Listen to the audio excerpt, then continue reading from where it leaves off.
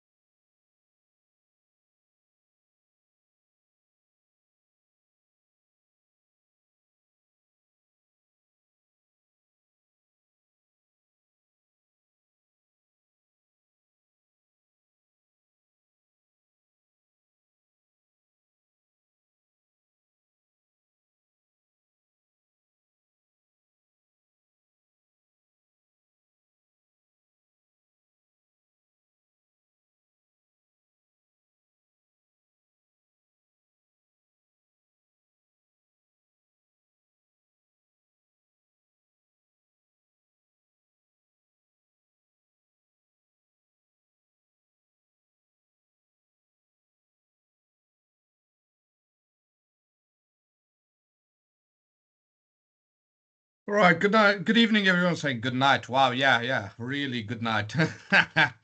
Good evening, everybody, and welcome to class. Let's give everyone else a few minutes to join us.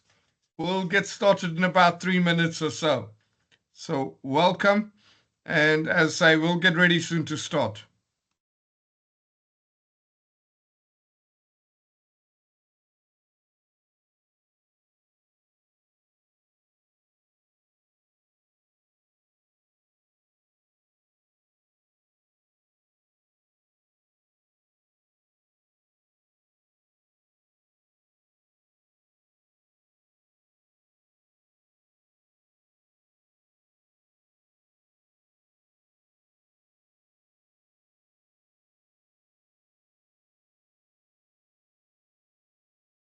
Okay.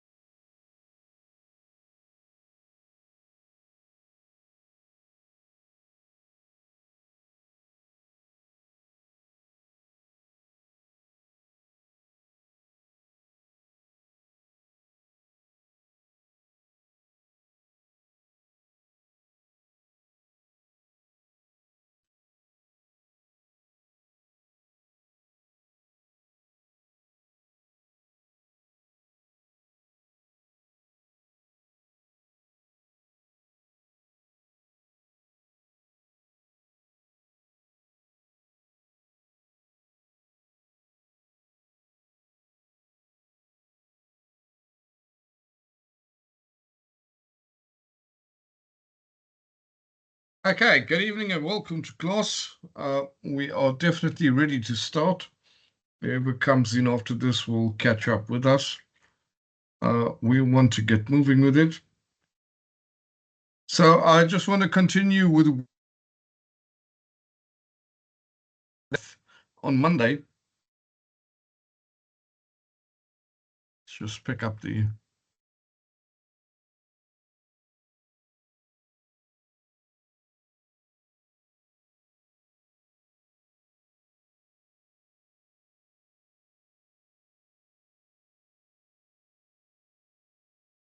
Okay, so we are. Am I sharing my screen now? I'm not.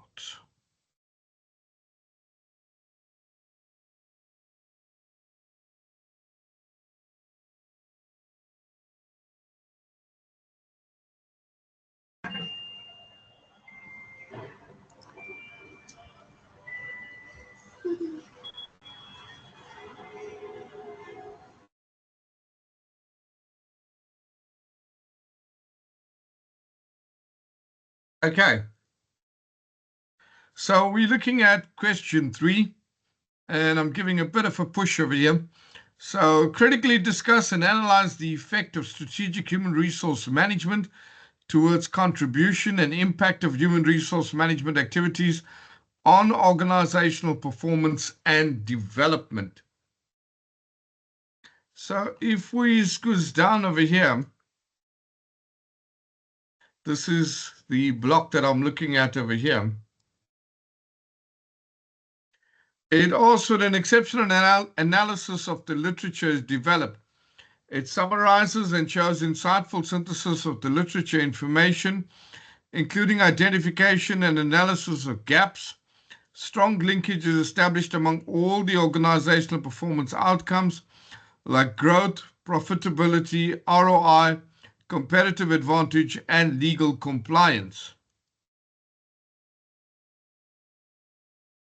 These strategic objectives, attainment, and key stakeholder satisfaction. The Dr. Dave Ulrich strategic model is clearly synthesized with no obvious errors in referencing or anything in there. See if I push that down such that we get it all. Just want to get it all onto one reading block. Right, there's it there in one block. Okay, so that's what the examiners are looking at the top level there. They need us to show a synthesis of the literature.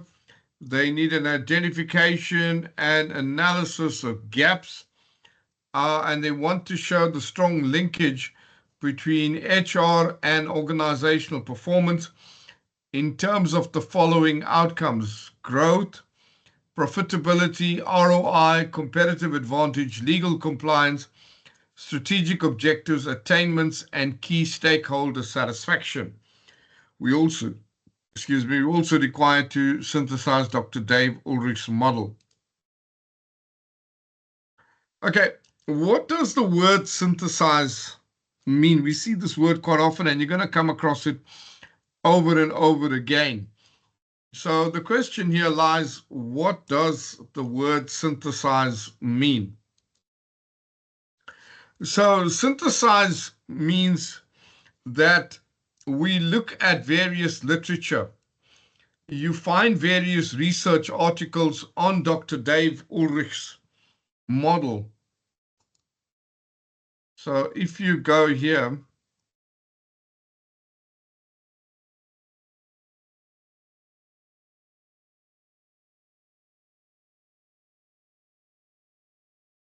and we just type out Dr. Dave Ulrich HR model,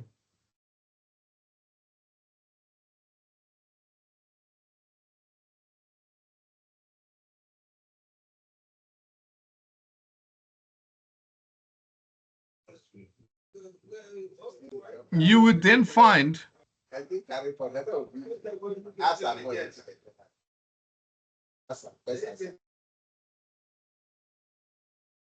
guys, if you're coming in late into class, please ensure that your microphone is muted.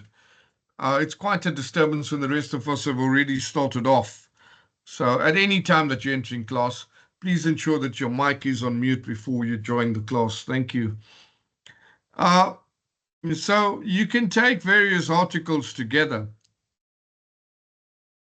and then look at them and you compare them. So let me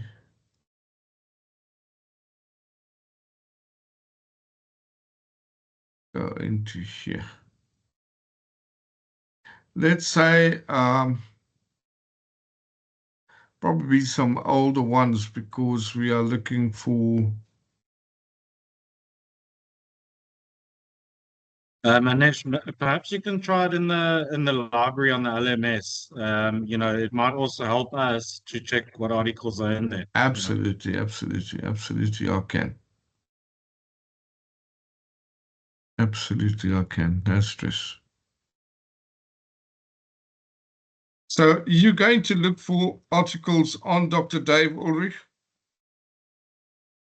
Happen, yeah.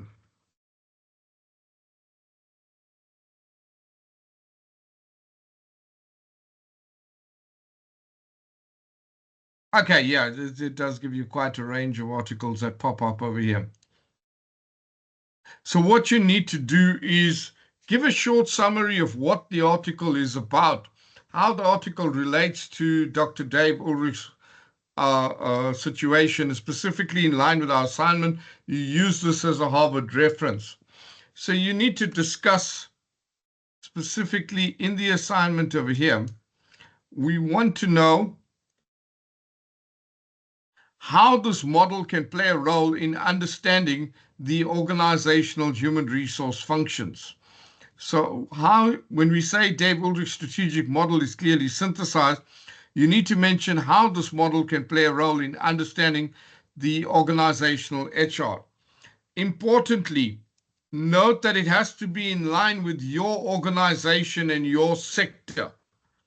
So if you're choosing an organization organization in the hospitality sector, the model will have a different impact to someone that's in the finance sector or someone that's in the oil and gas sector on the opposite end of the spectrum. So importantly, make sure that you are aligning it with the organization and sector. So you can go in, as Michael was saying, use the LMS on here, pick up your articles from here and see how they can support that there. Now, when you look at our notes, we have got very clear set of notes in here. So you'd look specifically at the benefits of the Ulrich HR model. There's all the benefits that are given here, and I've added on an extra one. I brought in some extra notes into here. So this is generally how the Ulrich model should be supporting a business with smooth operations, employee support, strategic planning, HR productivity, and quick response. Importantly is that it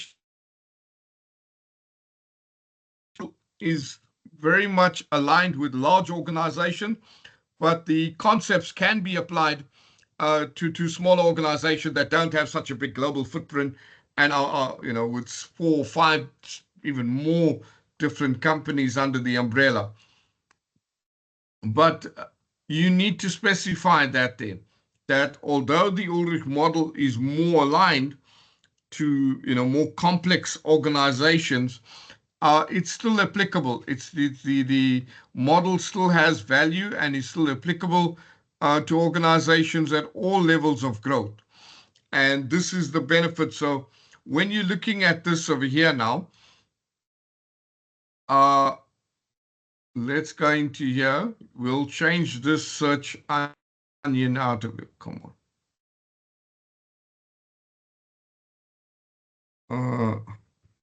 Oh, the Dave Ulrich HR model.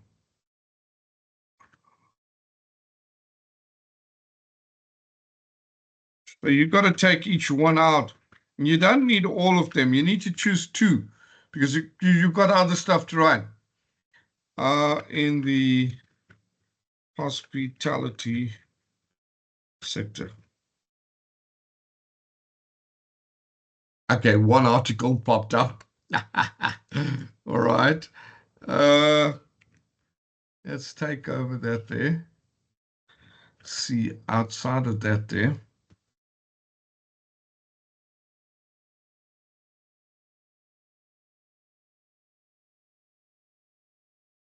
Try that on Google Scholar and see if anything pops up in Google Scholar.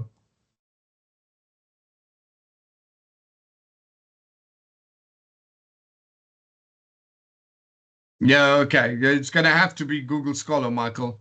You're going to get a lot more out of there than MS. So run with Google Scholar. There's quite a bit of information out of here.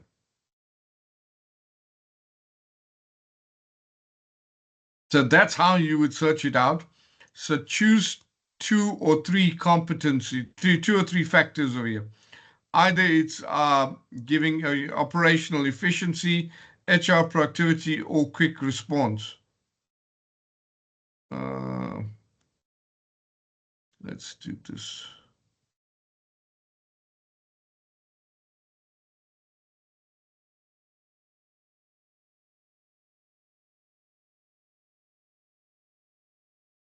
And just put it up so that you can see it.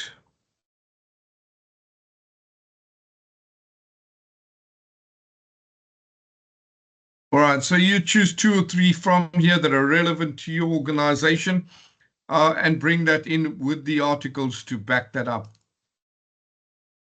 So that's the first one, is the Dr. Dave Ulrich strategic HR model. I should have one example of what a synthesis. Let's give me 1 second to hunt this down.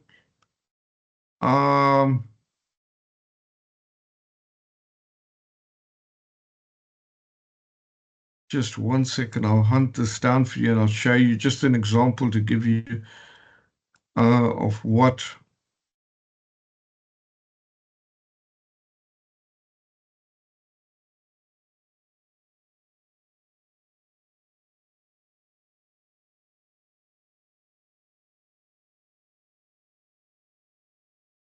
Make this bigger.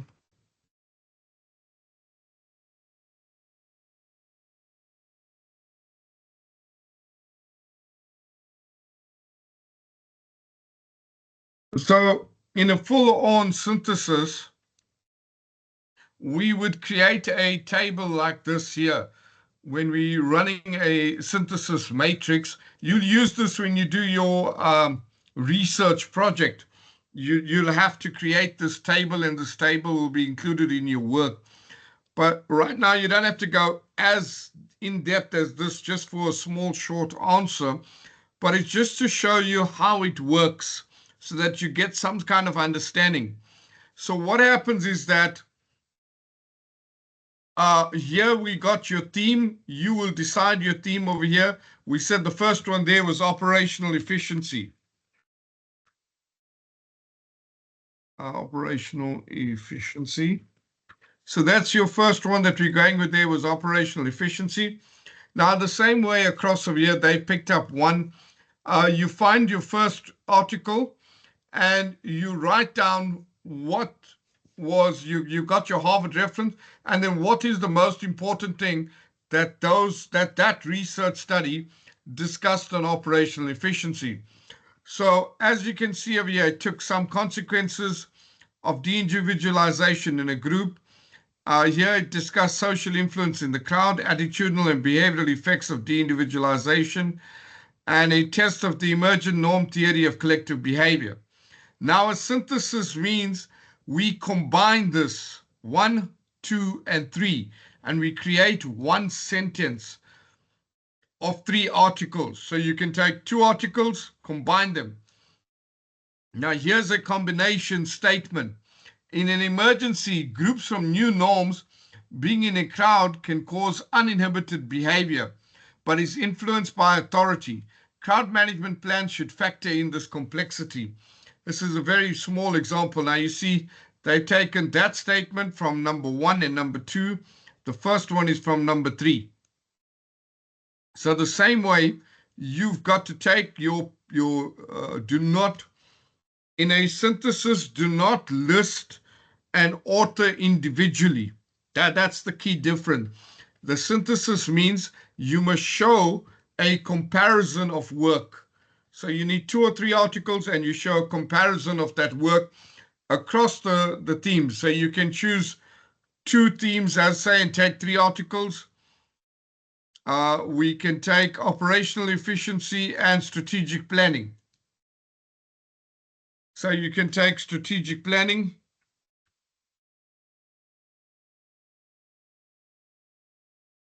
You can have operational efficiency and strategic planning, and then you'll have 3 articles across there. Come up with a statement that combines those 3 for operational planning and for strategic planning. And then you bring that into your full-on article and you discuss it a little bit more in depth. But that's the understanding behind a synthesis matrix.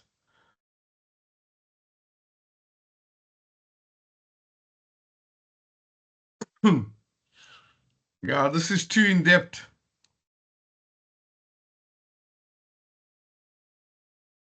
To show you out here.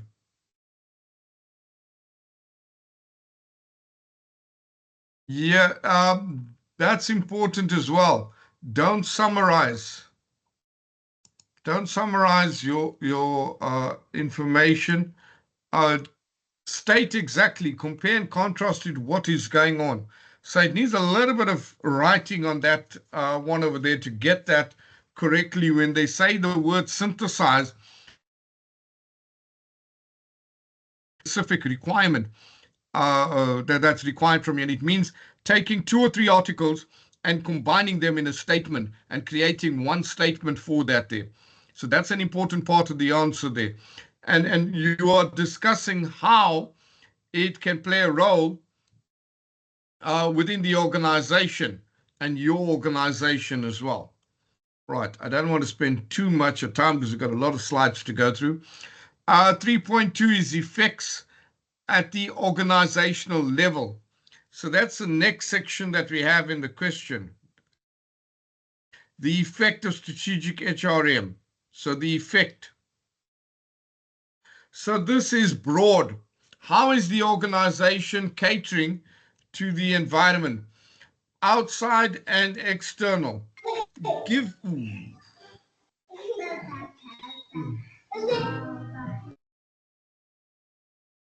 All right. Please give me 5 pointers over here.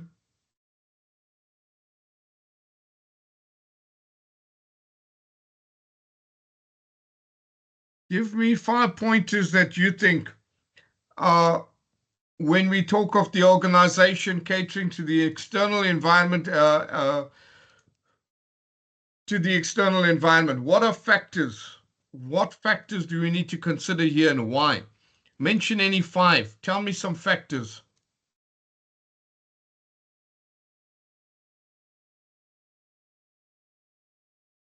Any ideas?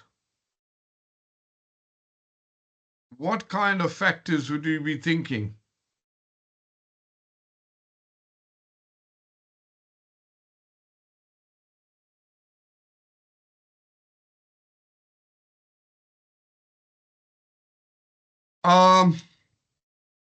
Think about everything that we've been discussing on organizational performance. Those are far out.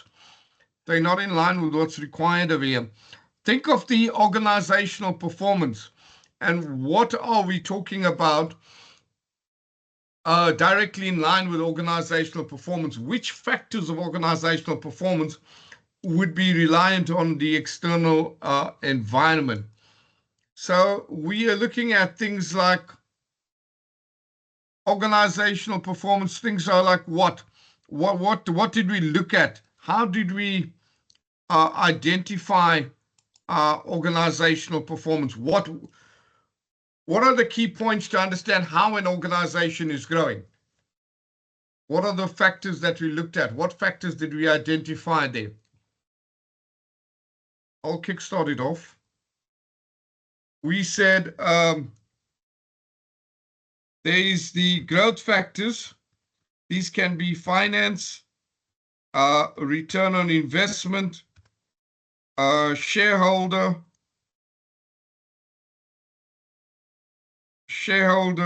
benefits. I think that color is not nice at all. Yeah, that's growth, finance, return on investments, shareholder benefits. We can look at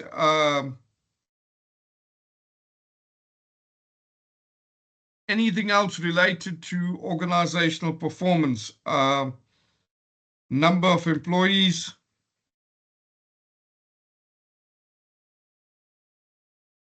So all these are, you'd look at what the external factors are. So skills development would come into that there. Skills development would come into that there.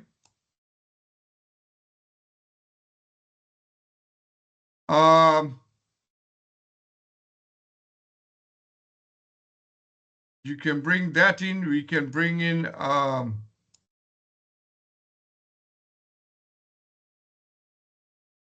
things like legal compliance issues.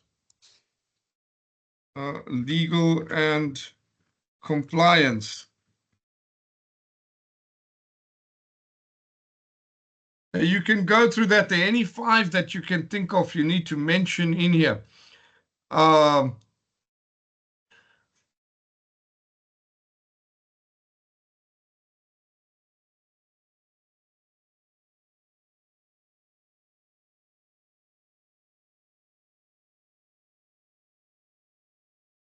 Yeah, growth, finance, ROI, shareholder benefits, number of employees, legal and compliance issues, employee well-being. I think we got a good list out of there to start with. Competitive environment. competitors. The competitors there, that's good. Customers, no.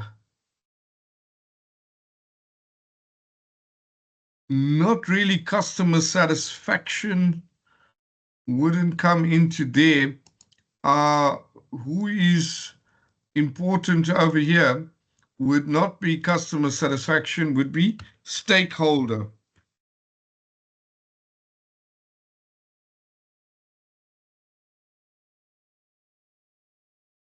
Yeah, so I think those definitely cover quite a few factors of their growth, finance, return on investment, shareholder benefits, number of employees, legal and compliance issues, employee well-being, competitors, and stakeholder satisfaction. You can add a few more onto that there if you want to.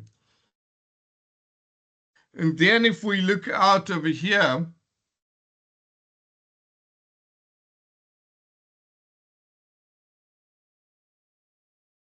at the impact, we look at the internal organization. How does the organization cater to the employee internal? Now you can give 5 factors there as to how the organization works internally. Now we're looking at it internally. So internally, you can look at, again, employee well-being. I'll share the screen now. Oh, come on.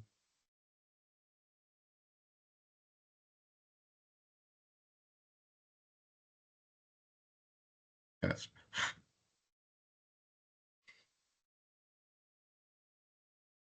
What else can you suggest internally? Internally, we've got employee well-being, employee satisfaction.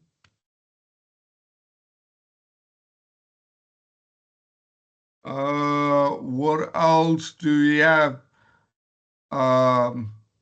Commitment or loyalty.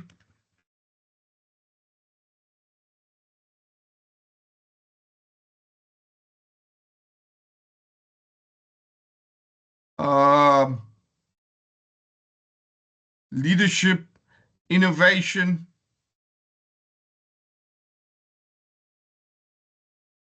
Leadership, innovation.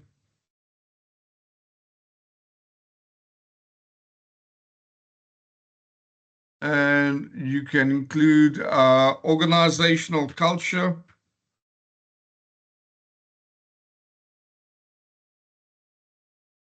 I think we've covered everything there now.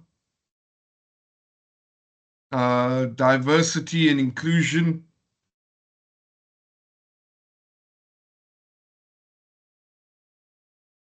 Diversity and inclusion. Yeah, I think we've got all of them down. Anybody else has got anything new? Retirement plans, growth and... Okay, so I'll put it up for you. Share this again so that everyone does have it.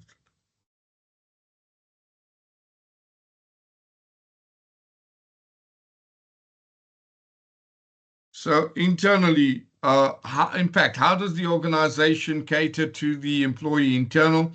You'll discuss any of these 5 factors: employee well-being, satisfaction, commitment or loyalty, leadership, innovation, organization culture, diversity and inclusion. So that'll pull you through to the end of question 3, which means we're good for this week. We look at leadership next week. So I've shared the link. You can go through it there. So remember your Dave Ulrich strategic HR model. Follow through over here. Find 2 benefits from here. Find articles related to that there to your industry. See, it says in line with your organization and your sector. And then explain how this model can play a role in understanding the organizational human resource management, how it impacts the whole thing, or the performance within the organization. So you discuss that there. It improves operational efficiency and it assists with strategic planning. Make sure that you synthesize, means that you join, you horizontally create a paragraph that includes all the articles that you found. You do not discuss one article individually. You do not write down, as per Ulrich 2022, the model assists in improving operational efficiency. No, you need to have it synthesized so that you will discuss it together as part of your paragraph. You write with it. Okay, and then the effects at the organizational level. It has to be broad. How is the organization catering to the environment outside external? How does it manage this external environment? You need to go through to what factors and why. You can mention any 5. We've got to be a growth, finance, return on investment, shareholder benefits, number of employees, legal and compliance issue, employee well-being. I would take out employee well-being here because we got it on the next one. Yeah, we got it over here. And then internal organization. How does the organization cater to the employee internally? You need to refer to employee well-being, employee satisfaction, employee commitment or loyalty. Then we look at, bring that down.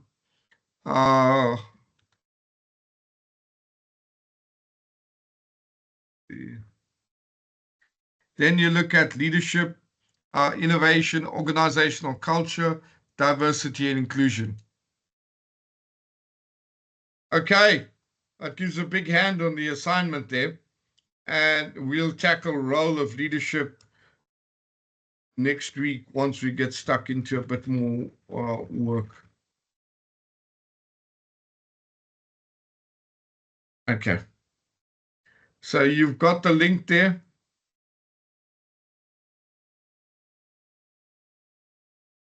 And you can work on that there. Okay, let's share this paper out.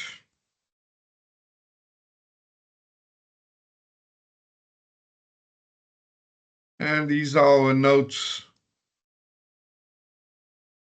One is the assignment and one is for the notes.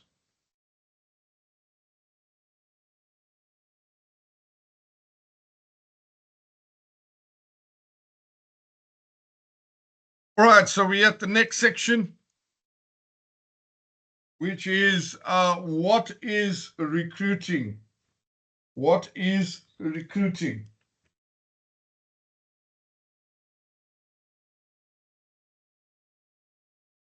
Let's put that to you. What is your understanding of recruiting? Quick, short one in a type for me in the chat. What is your understanding of recruiting? Let's see. What's your impression of recruiting? What do you think recruiting is? The process of hiring resources. Thank you, Naimani. Nice one on the head. Talent acquisition. So that's a key point that you've raised over there, Michael. Is it necessarily talent acquisition? Do we hire at all times based on talent? Or do we also need some, it's increasing skills. Yeah, they based on talent. We have general work as well. So you're developing up the talent pool. I agree with all that there. But recruiting should also include a bit of the generalized work. But what you're referring to here is correct. It's a special. When we talk of recruiting, as Michael has clearly identified there, we're referring to talent acquisition. When you talk of hiring, then you look more at the generalization, but recruitment looks very specifically at finding the right talent for a specific role. That's the crux of recruiting. That's where it sits at. So recruitment is the process of identifying, interviewing, and hiring new employees. Now, on the opposite side, you got the candidate, and the candidate will search for organizations that want to employ him or her. And the way that we link this, the employer looking for a person and the employee, this candidate looking for a job, is done through a process called recruitment. So recruitment is a linking activity. It links a potential candidate with a potential employer. So it's the process of finding and selecting potential employees from a variety of sources. The benefits of a scientific recruitment process include higher productivity, better pay, better morale, lower staff turnover, and a better reputation. So there's quite involved in this recruitment process. The first one is that it needs to help analyze current and future requirements. And this is done to determine how many recruits are needed, and it conducts a method the company operations as well. And it's also responsible for preventing disruption of business activities, and it will ensure that the organization runs smoothly. And this is done by providing the human resources the organization needs for its different job positions or different positions within the organization. So in order to achieve this, recruitment selects candidates from a variety of backgrounds, ensuring diversity and inclusion. Now, it also needs to drive the success. So obviously all the job applications are screened to reduce the frequency of unqualified and exaggerated applicants. So the recruitment process needs to ensure that only qualified applicants advance to the next stage. The screening process has to be very good. Someone else was talking about talent pool over here. That's another function of recruitment, is to create a large pool of qualified candidates from which the most qualified candidate can be chosen. In this way, it attracts big groups of individuals to a company and encourages them to apply for open positions. It should also be a cost-effective solution, meaning that when a job description is good, a large number of people can be recruited at a low cost.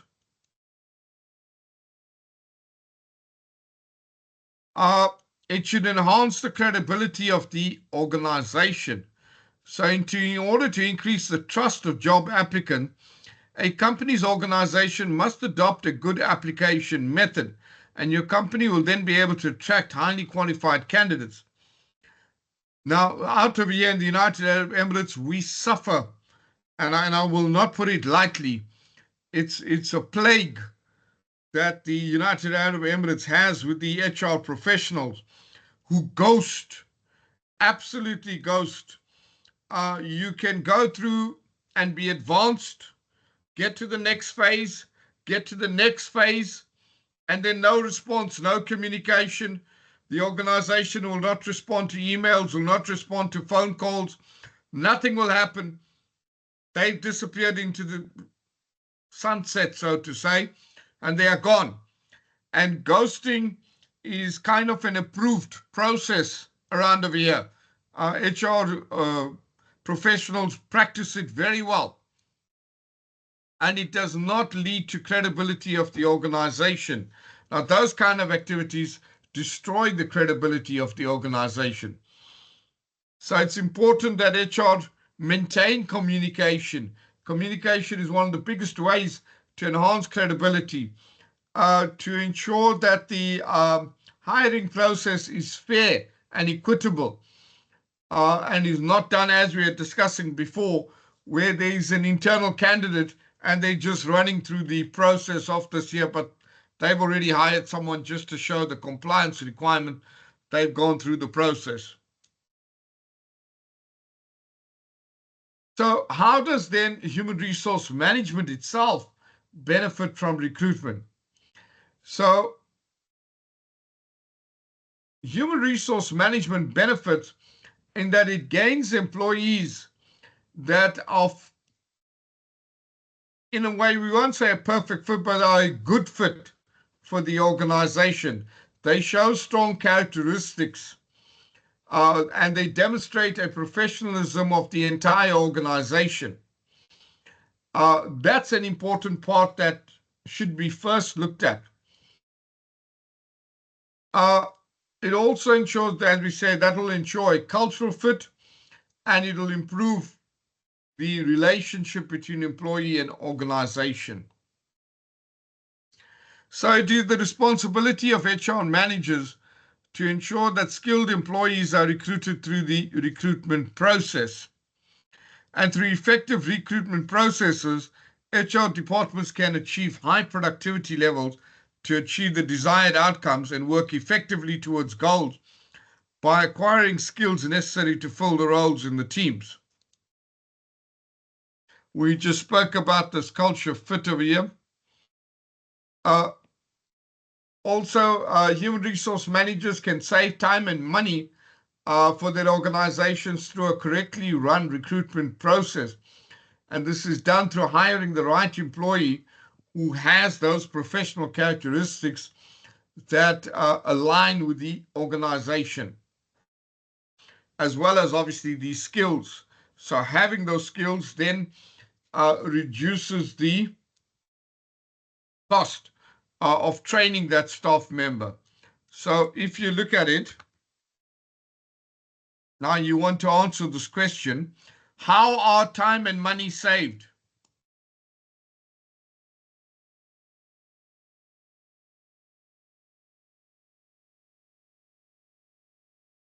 Right. We said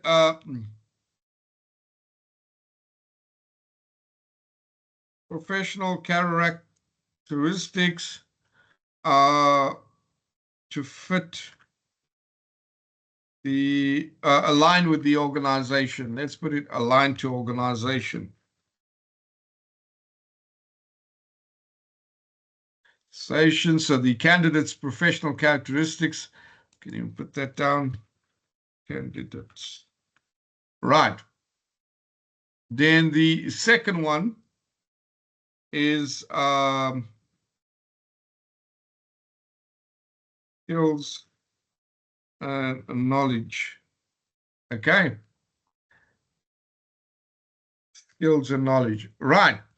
So how does the organization save time and money here? If these are the two most important things. So the second one, we know that there is two benefits. The organization will save cost on training. And then secondly, there is knowledge transfer. Knowledge transfer. So the employee that you are hiring will contribute to the knowledge value of the organization. So they will now impact other employees and teach them new skills and new stuff. So overall, you might not need that in-depth training because that employee might be able to run the training programs themselves in different ways, although not in a full-on set. They can, maybe not, but the knowledge transfer will definitely exist. And that's a huge benefit in cost and in time, because it can be an on-the-job skills transfer.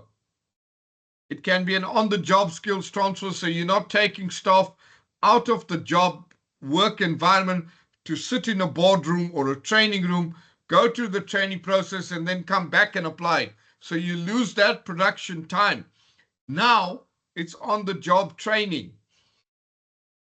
Then the first one, candidates' professional characteristics aligned to the organization. Okay, so how time and money saved with that? Where does that lead to time and money? Candidates' professional characteristics aligned to the organization. Yes, by hiring the correct person in the correct place. So how does that save time and money? Where does that link to time and money? This statement. Performance, not really. You're looking at organization culture. Candidates' professional characteristics align to the organization.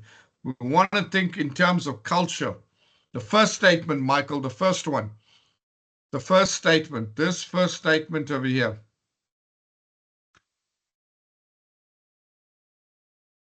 Candidates' professional characteristics align to the organization's culture.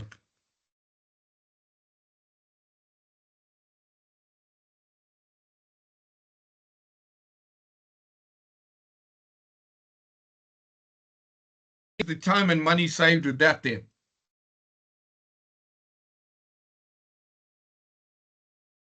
I'll tell you.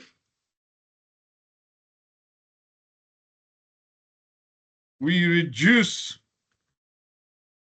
the risk of employee resigning in a short space of time. And that reduces the cost of repeating recruitment.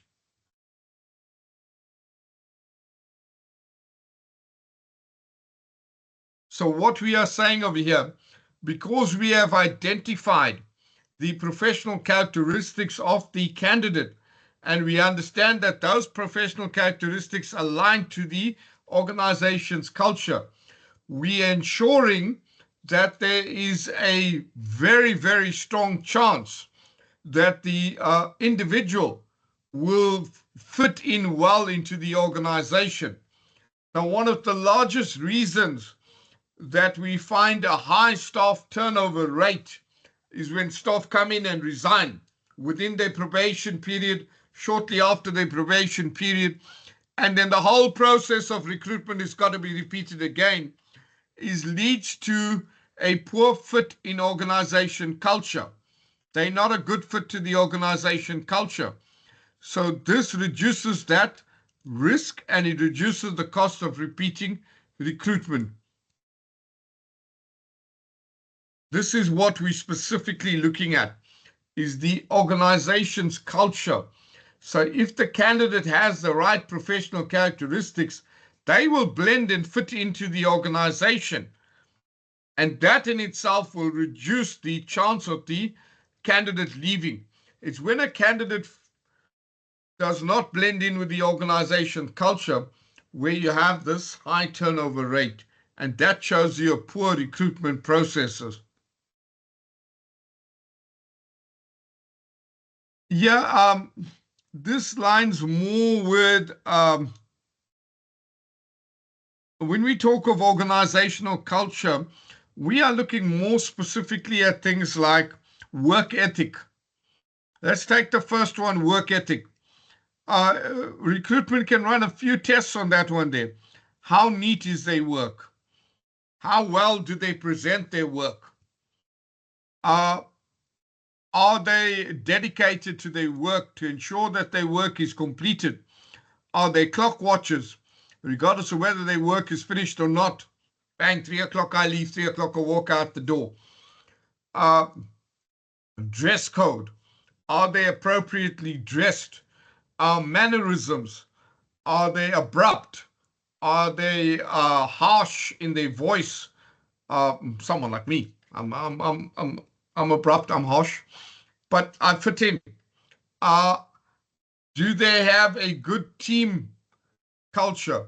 Do they work well in a team? That should be your absolute priority, is to test that and to see that they work well in a team.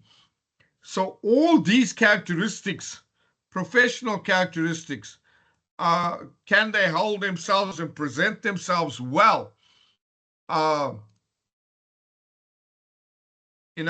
All these kind of characteristics are what you're looking for to determine organizational fit. Are they a team player? Do they fit in? And then you'll see, maybe you have a high pressured environment.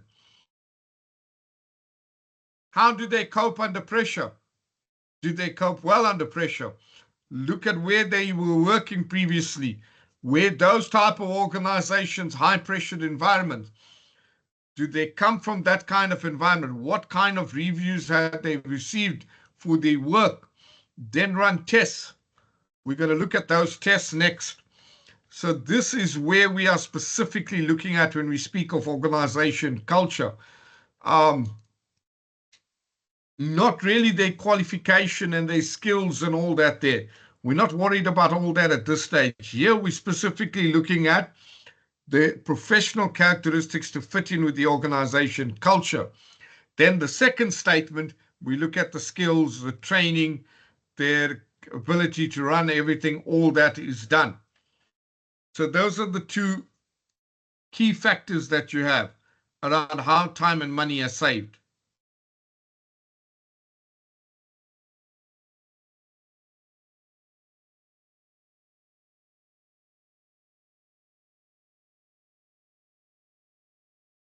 So recruitment process significantly improves employee satisfaction. This is important in terms of the onboarding process.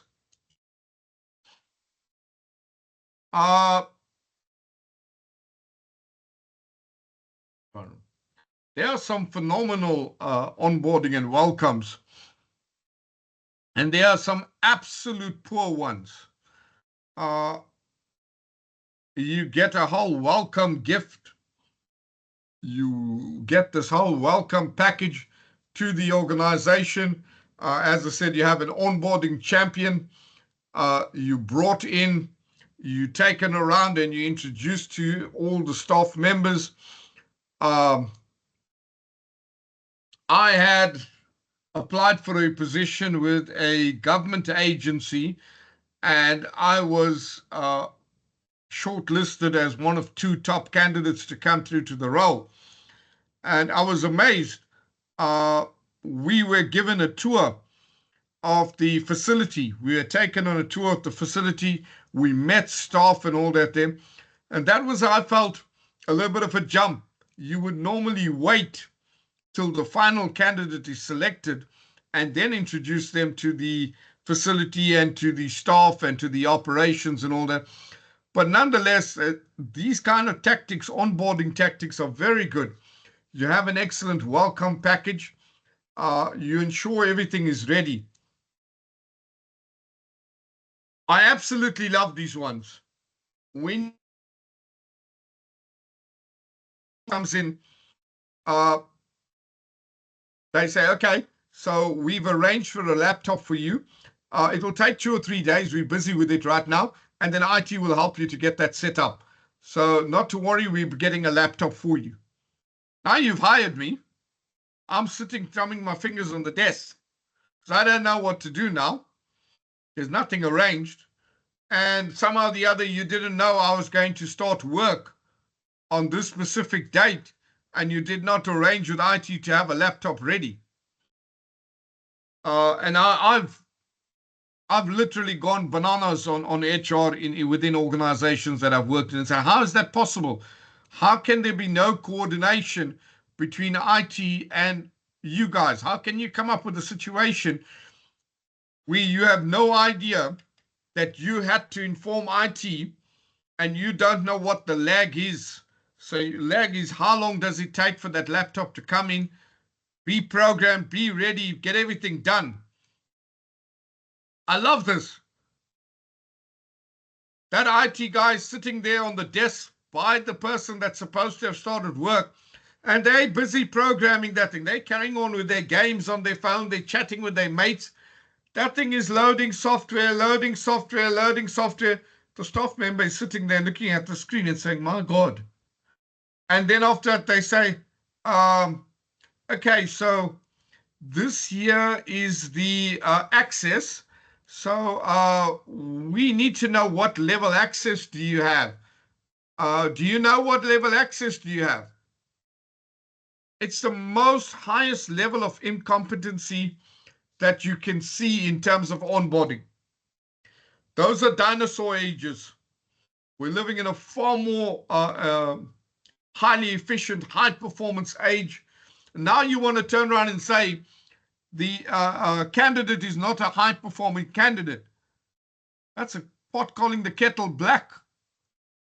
You need to display. This is what we talk about, organizational culture. You need to have those things ready. You need to show that you're a high-performing team. So you want that staff member to kick off on day one, then you better be ready on day one. When they walk in the morning, bang, there's an induction process. There's your orientation. This is what's happening for the morning. When you're done with that, there's your first meeting, second meeting. These are stuff that this needs to be done, that needs to be done. Boom, boom, boom, boom. Welcome to the organization. Take the person, introduce them around, let them meet everyone. There's your team here. Go into your first team meeting. You create this environment, and they've got the whole package. When they get on, they've got their password. Reset your password. Laptop is set.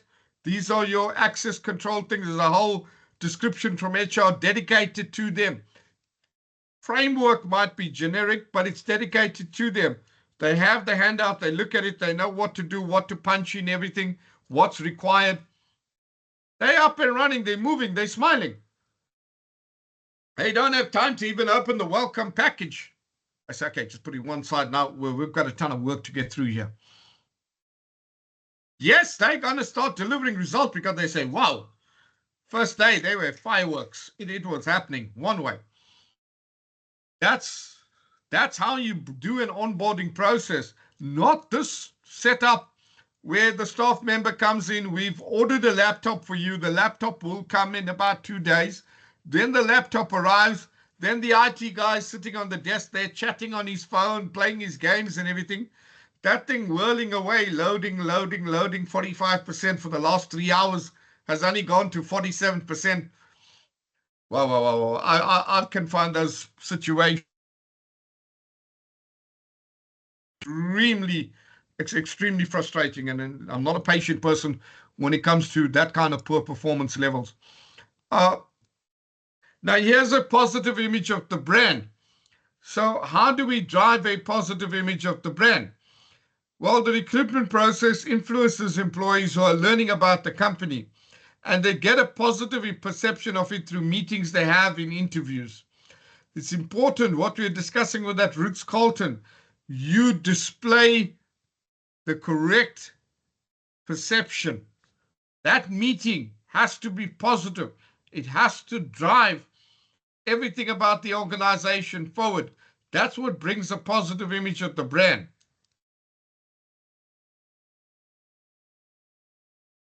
Let's see where we are. So we've discussed that. This is the whole breakdown of the recruitment process. A lovely framework that there.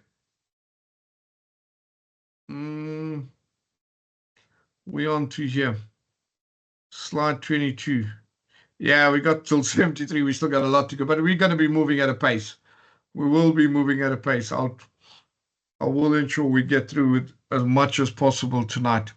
All right, let's go for our break. We can't believe it's break time already. It came so fast. Time waits for no man. 15 minutes. We're at 8:30 now, so 8:45. Thank you.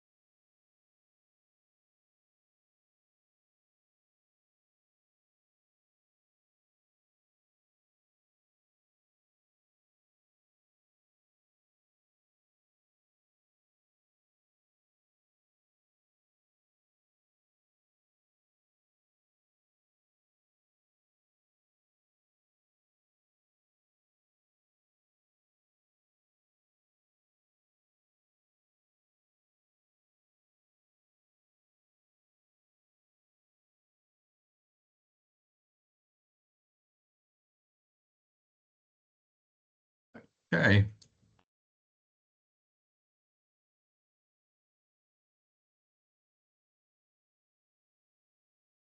All right, so yeah, we are here on slide 22, which is corporate strategies and recruitments. This is how corporate strategies link up with recruitment strategies. When you have an expansion strategy, then you're looking at a decentralized recruitment. When you're running for a diversification, you have candidates with multiple skills. Entry of foreign markets, you're looking for candidates with a multicultural background. When it's mergers and acquisitions, you're looking for a combination, multi-skills and a multicultural background. When it's a fast growth and change, you're looking at outsourcing. You'll get these organizations that will provide staff on a contract basis to you.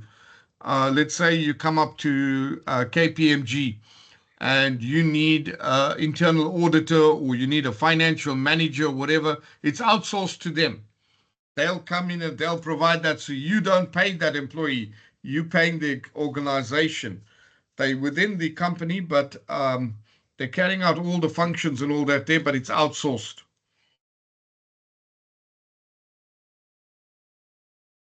Super customer service. Then you're looking for candidates with positive attitude and emotional feelings. It's a nice one. Very, very nice breakdown that there. We know the linking process, and it has to be a mutually matching process. There are various stages of the recruitment process. And we coming up to here now, top 25. Okay, let's chase them down and catch up to that one.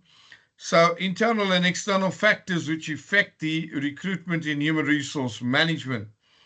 So there are various internal and external factors that affect recruitment of HR of candidates.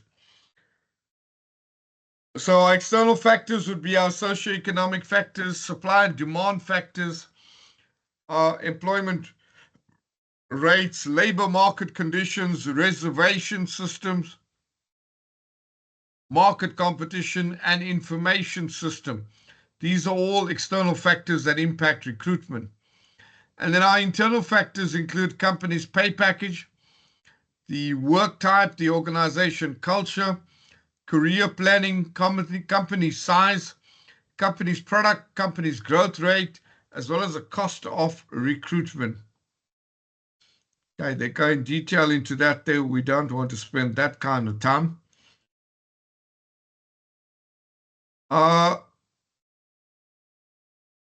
Job analysis and job descriptions. We've caught up over here. We are now here at the job analysis point of it.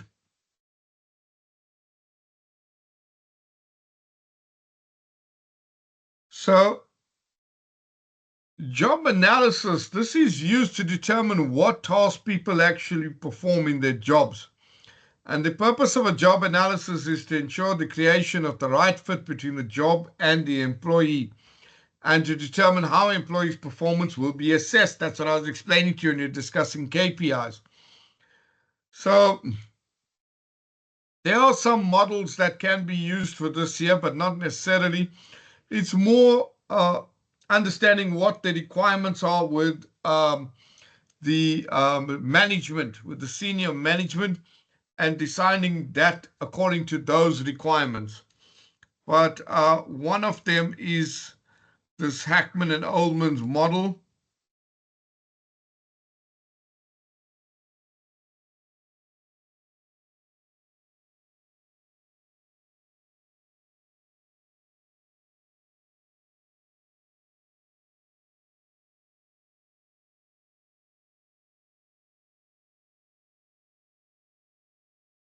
Yeah, wrong.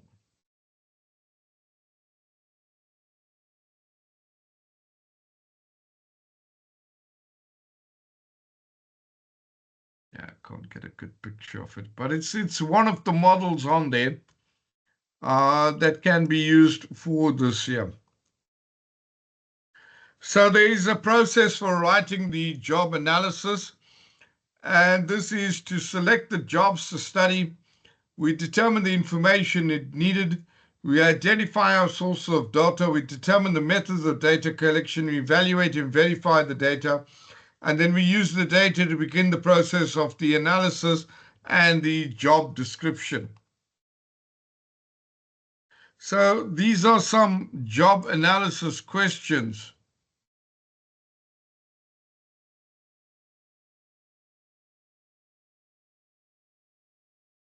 HR leaders can create various questionnaires to get more detail about the job. And these kind of details help them in developing the proper job description, and also then being able to develop the KPIs for the individual.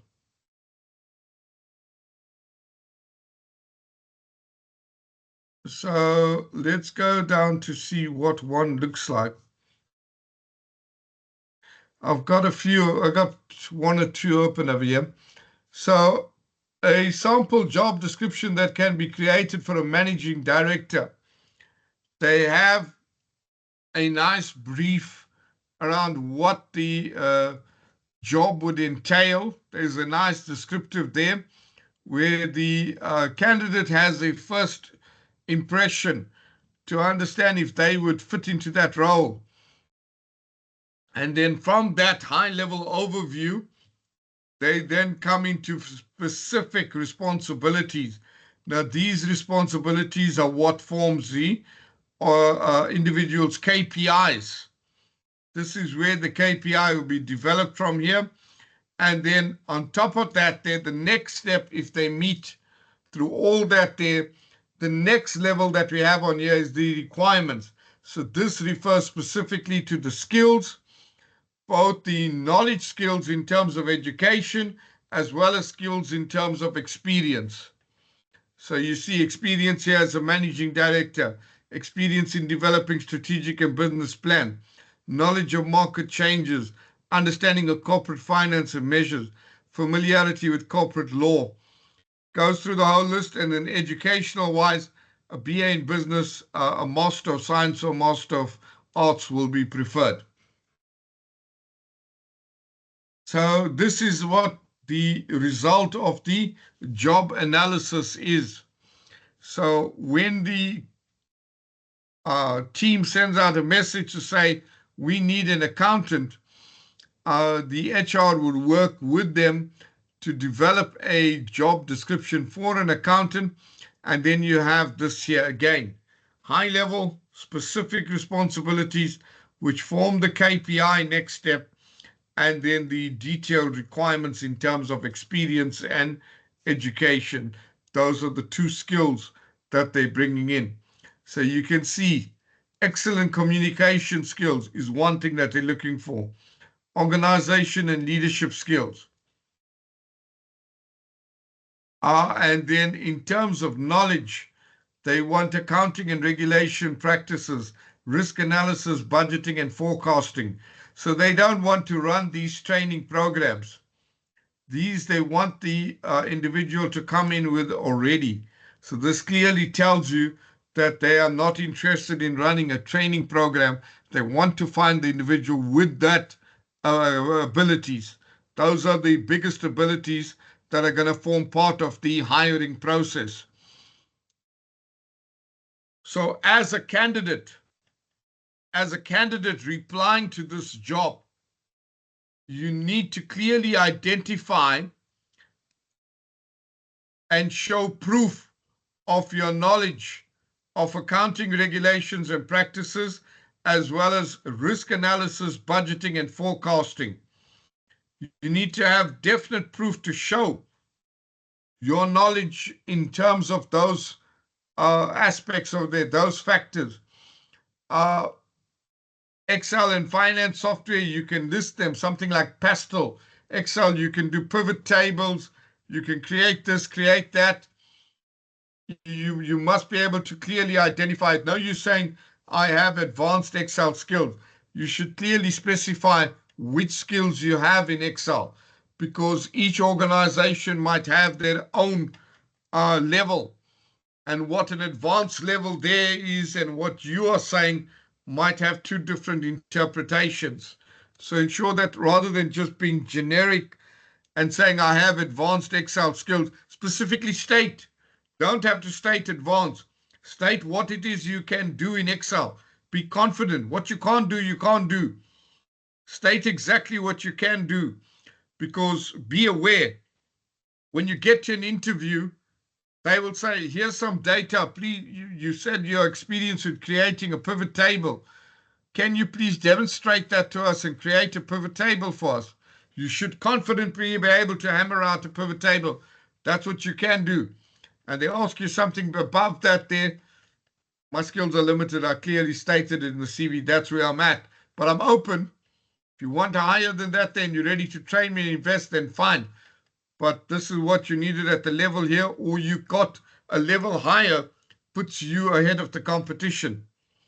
Finance software, things like Pastel, or any of the accounting packages. That's how you would tackle that there. You show your number of years of experience, and you need to attend to these specific here. Then you show, why do you say that you got an analytical mind? This is what you need to tackle. This is what gets you hired. This here brings you up to hiring phase. This is where you get in with a job description, and you see a job description that comes out. You need to prove. So they've got 1, 2, 3, 4, 5, 6, 7, 8. 8 over here. Out of the 8, you should be at 6 out of 8 minimum. To knock the competition out and to get to the elimination phase, you should be at 6 out of 8 confidently. 6 out of those 8 should be confident. If you are less than that and you're looking at 4 or 5, you're a gamble. That's how it's run. That's how HR's hire. That's what they're looking for when they're running it. Okay.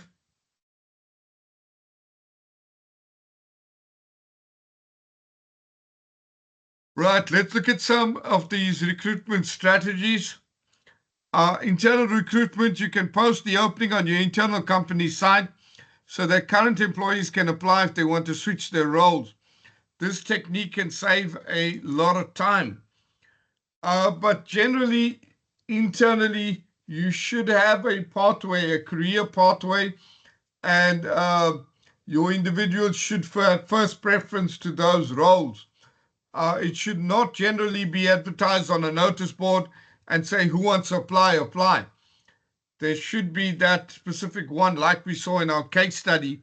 It doesn't work that way over there. With Vijay. Retained recruitment. This here is that if you hire recruitment agencies to carry this out for you, then fine, okay. Contingency recruitment. You would only reach to the hiring organization when the employee is hired. Career fairs, you can attend these type of career fairs or run your own open day where you have all your jobs open and people coming to meet there. It's an open day. It works very well. You have your own career fair. Campus recruiting, you're getting the college guys as they're graduating. You bring them in. Then you must have good, solidly formed programs. Your programs need to be well and truly set up. So you have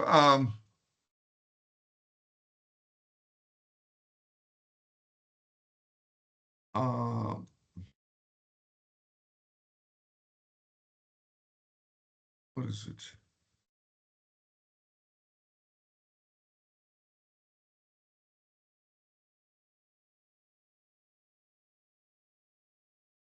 So MBIV, MBA.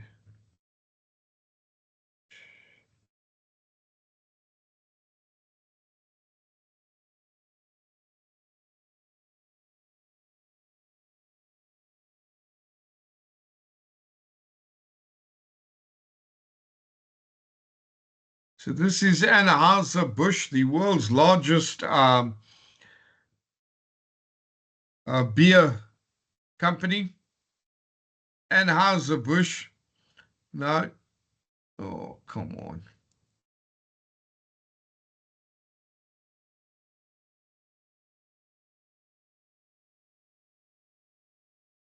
They have this program. I'm hoping I can open it now. Yeah, here we go. So they have a global MBA program. This is a global MBA program that they run. They have a set dedicated run, and they hire candidates from the top ranked schools in the world, and they bring them in. So once they come through this, once you get accepted into this program, your first roles will be as global brand manager, marketing innovation manager, global finance manager, trade marketing manager, sustainability manager. So it's a phenomenal program. So if you're running these kind of programs, then yes, the campus recruitment will work very well. They're looking for first-year MBA students, people who are determined to dream big, lead big, people who aren't afraid to work outside, they communicate candidly. So if you have these kind of specific, dedicated graduate programs, then absolutely get to campus recruiting, it pays you. But if not, I know there is another strategy, and I know it works. There's no real strategy, but it's there. You can say it's a strategy. Organizations come into these campus recruitments. What's your student loan? How much money do you owe on your student loan? So you need to pay that student loan back. All right, so we can offer you a job at this level, salary level. They don't discuss anything about the role. They don't discuss what you're going to do, nothing. And they'll slave labor you for 2-year contract. And students take that on because, number one, it's a confirmed employment. They immediately get on the job market, but they're not earning their full potential. It's just there to pay the loan off. And organizations gain tremendously because they're getting fresh skills. Young talent comes in. Sometimes the individuals stay with the organization and continue to grow. Other times it's just to bang out the loan and move on and hop the ladder and start climbing out. So cost-effective solution to come in, because the student knows they've got a student loan. They're challenged. If they don't get a job, they're going to be challenged to pay that. They're going to put undue pressure on their parents, which their parents can't afford. So rather than getting to that, they'll take anything that's put on the table. They're not there to negotiate. And you find the organizations take advantage. Bang, bang, bang. And they bring staff in. So different ways to run that. So here are some advantages and disadvantages of the recruiting methods. When we use outside recruiters or these recruitment agencies, it can be time-saving. However, remember, it's expensive and we do not have that great a deal of control over the candidates. Also, we are not building up a talent pool. That recruitment agency is building up the talent pool. They're not going to share all their candidates with you. Secondly, we don't know if they are giving us the best candidate. So they can be linked with, they not can be, they are. They're more than likely linked with our competition as well. They're dealing with 4 or 5 different companies, maybe 8, 10. We don't know what the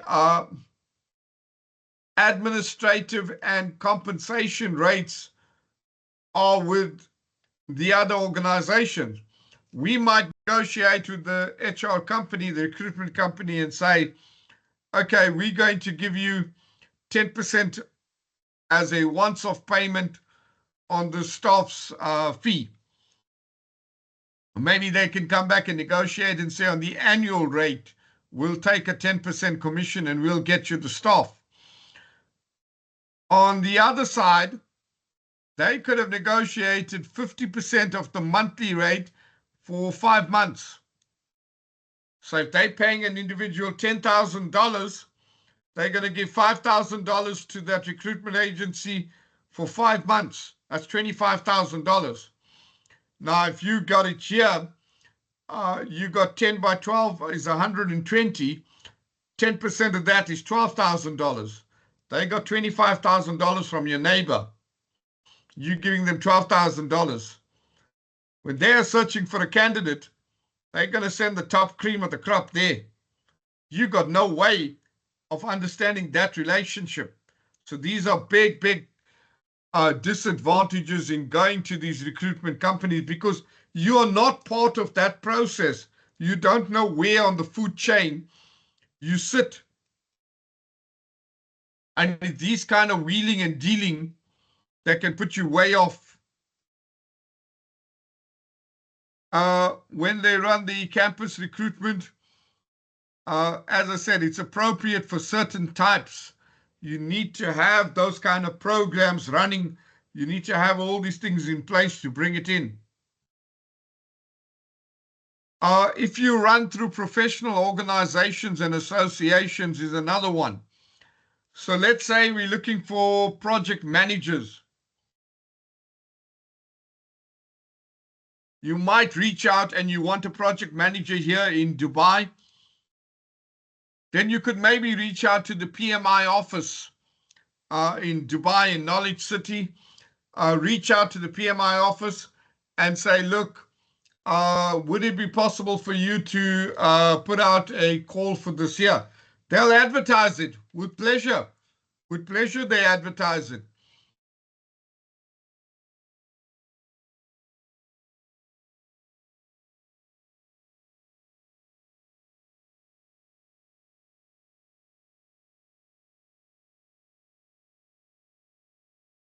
So if you go to ACCA, now you look at ACCA as an organization, they have thousands of jobs listed over here. And what happens is organizations reach out to them. We want an ACCA accountant for this role. So you can go in here, you can go and select by geographic region and then by role. So let's take Middle East.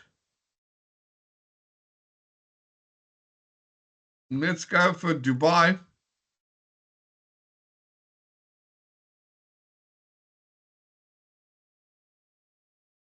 And here's a popular one.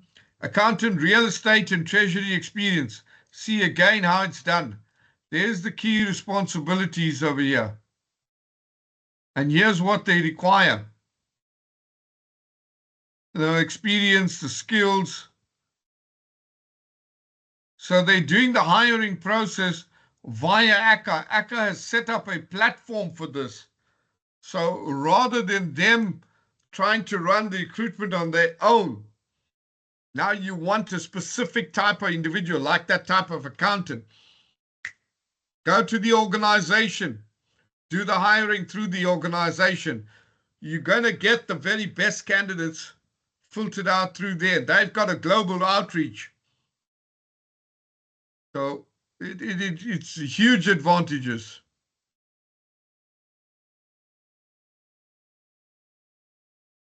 Okay, so there are various other ones in here.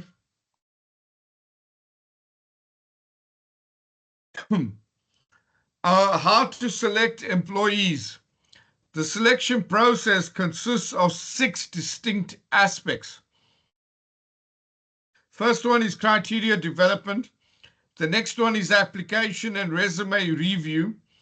Then you're filtering through to the required candidates. Then you go through a first level interviewing. Then you do an administrative test. Then you get your final selection of your candidates and you have your final interviews, and then you make the offer. Okay. So I have some wonderful examples out here, but I just want to see where I am with the slides. How far did we go? So when we talk of fair practices, this is it here. For a fair selection, everybody has to take the same exam. Please climb that tree. So the only person that has the potential over here are these two. How is the elephant? How is the penguin? How is the fish? How is the seal? How is that wolf or dog there? So this is what you talk about a fair practice. Organization analysis, job analysis, conducting job analysis in here. Hi, Naimani. Hi, I like that picture showing up there. Is it related to biasing? Because in some companies, they already set up a person who can meet it. So when they go to advertisement for a job, majority cannot meet it. So is that a tactic in the recruitment which is can be negative biased? Yeah, it definitely has a bias level. Because organizations have certain requirements, so they go ahead and they show that they did a process of recruiting for an external candidate, and then beyond that, they were not able to find an external candidate. They then selected the internal candidate. In the meantime, we know the internal candidate was already given the job, and that process happens. But yes, part of recruitment, absolutely no money. Job descriptions, we looked at that there. Job specification, job rewards, person fit, person organization fit, recruiting issues. Okay. The selection process. Yep. Okay, so selection rules of thumb. Use multiple methods to get knowledge, skills, abilities, and other characteristics. You should identify patterns of past behavior and simulate job situations when possible. We're going to look at this now. Interviewing process, limitations of interviews, selection tests. We're looking at all this now. This is where we are. Follow-up procedures and the legal environment. Okay, so let's get up to here now. So these are some of the top recruitment practices that some of the organizations have out there. And the first one is the McKinsey problem-solving game.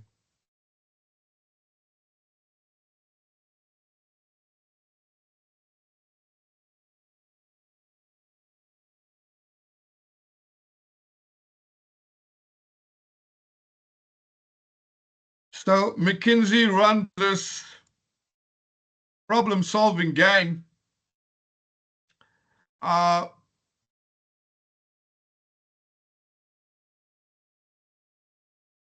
where they run this as their recruitment process.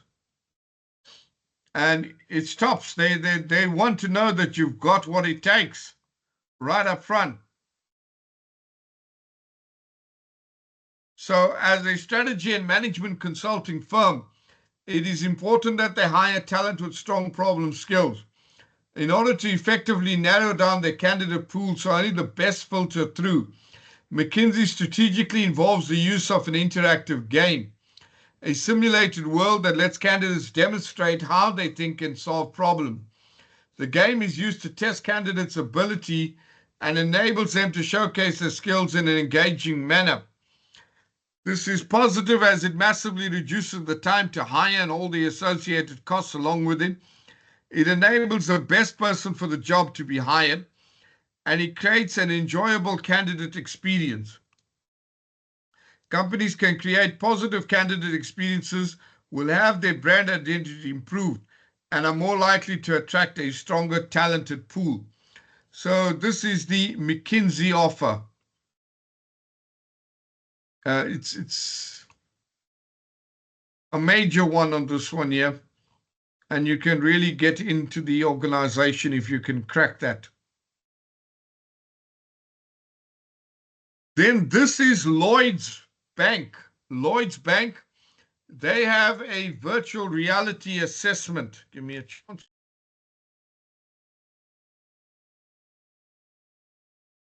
So similarly to McKinsey, Lloyds has utilized a virtual reality tool to play out a real-life scenario to test the candidate's resilience. And it's an engaging way for a banking group to test whether the candidate is right for the role and vice versa. The puzzles within the VR tool enables applicants at Lloyds to demonstrate the strengths and capabilities. So let's have a look at it.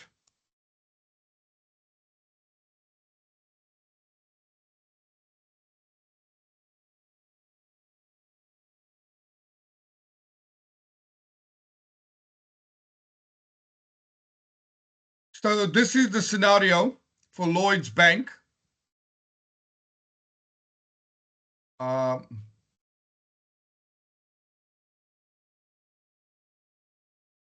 through the adverts.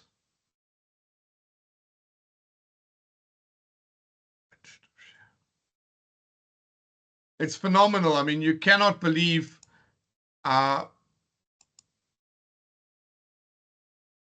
the extent of this recruitment process.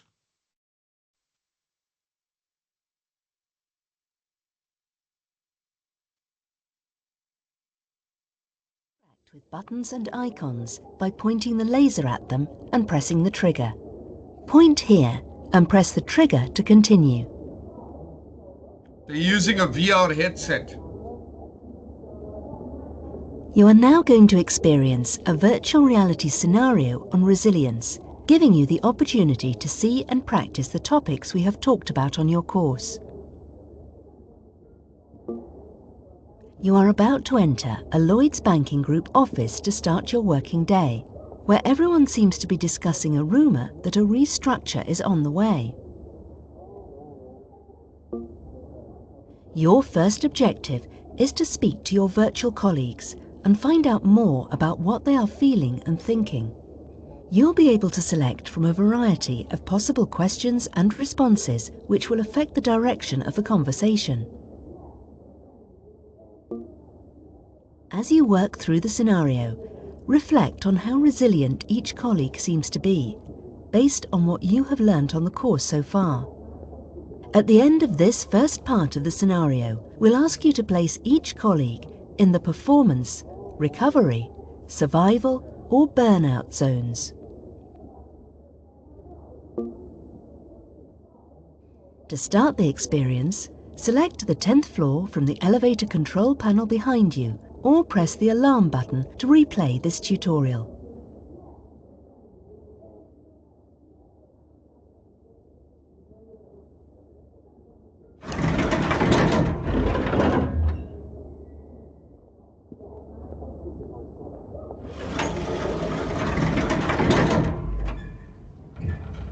I've heard we're being called into a meeting today.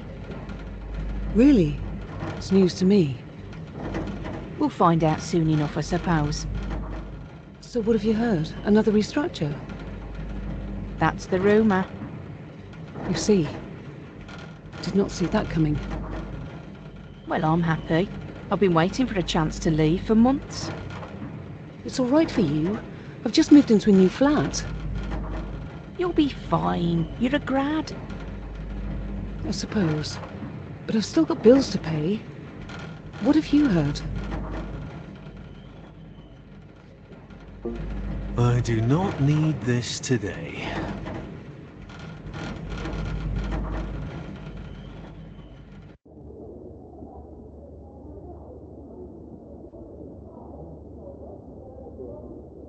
Excellent how it's set up. Well, it might not be too bad. Might give me some more time to spend with the grandkids. With the redundancy money, I might go on a cruise. Always fancied that.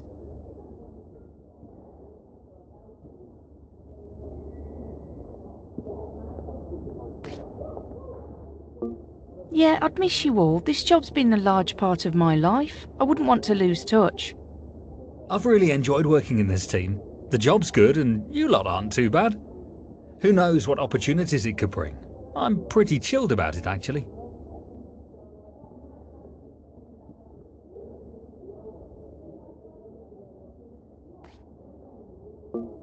I've been thinking of a change for a while. There's some stuff I would really love to do. I volunteer for a local charity. Maybe there's an opportunity there. Yeah, a little part-time job would really suit me. I could top up my pension and help my daughter with the kids.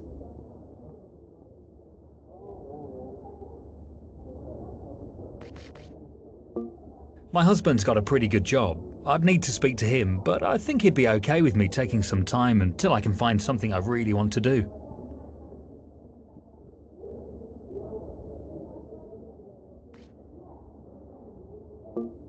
You know, I hadn't actually considered that. I really don't know.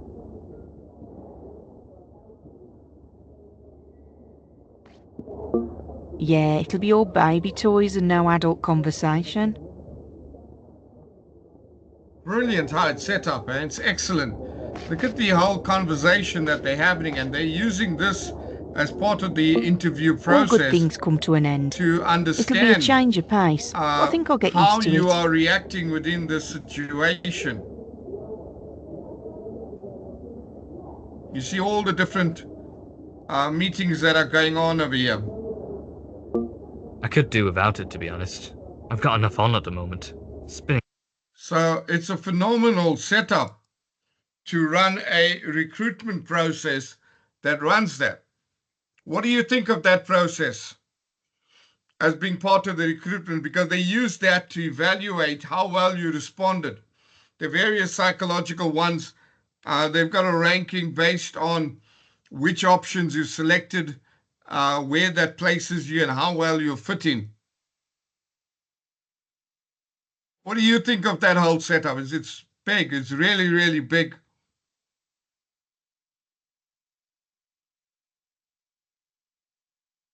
Yeah, it is creative. I mean, using a whole VR headset and simulation to the 100% in that there. It can also be quite challenging for a candidate. It's quite unnerving to be put into that whole situation as part of an interview process. But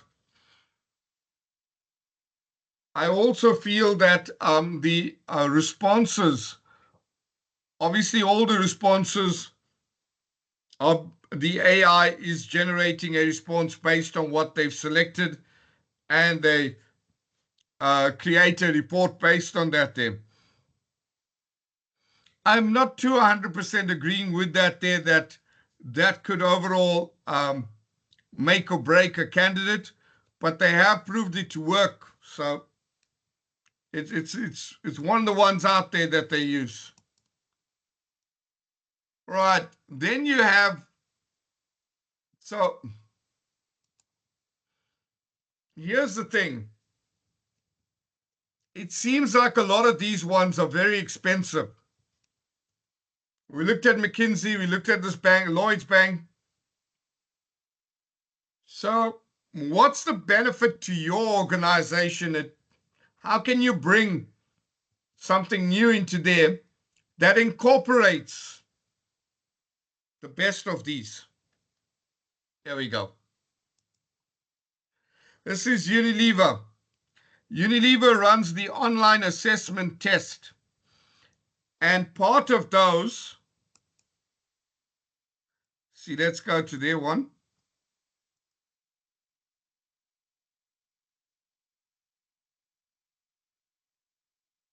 So Unilever has this assessment test.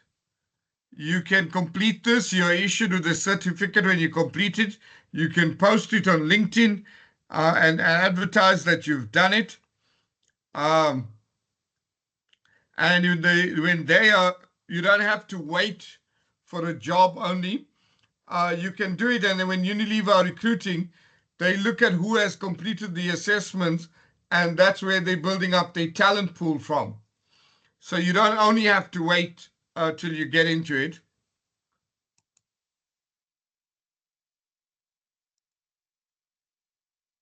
So it has 20, okay, I can't get into it.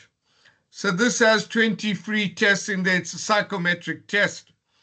Now, it's excellent.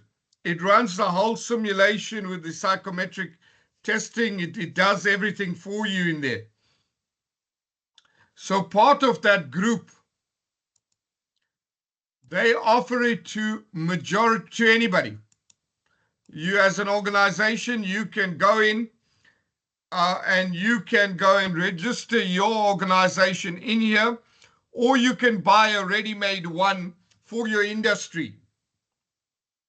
For your industry, you can go and buy a ready-made one over here, pay a subscription, and your candidates will come in and complete this on here.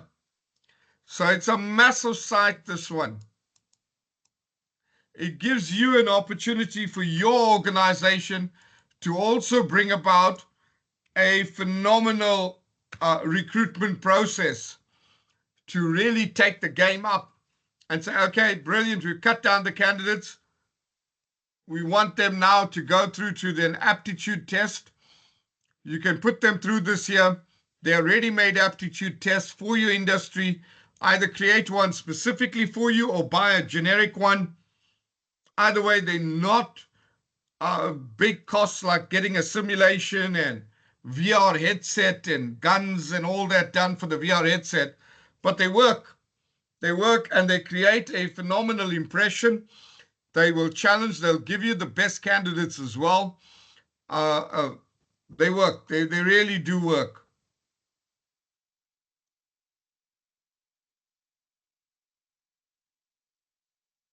What do we have here? Let's go for customer service. We had. Oh, yeah. We have an air traffic control on here, or involved in the air traffic control. We have a few involved in air traffic. And you'll have all these. These tests are a vital component of an air traffic controller recruitment process, as they enable NATS, National Air Traffic Zone, to objectively assess a candidate's aptitudes and behaviors. So this is a very formalized one. And then you can take one into banking.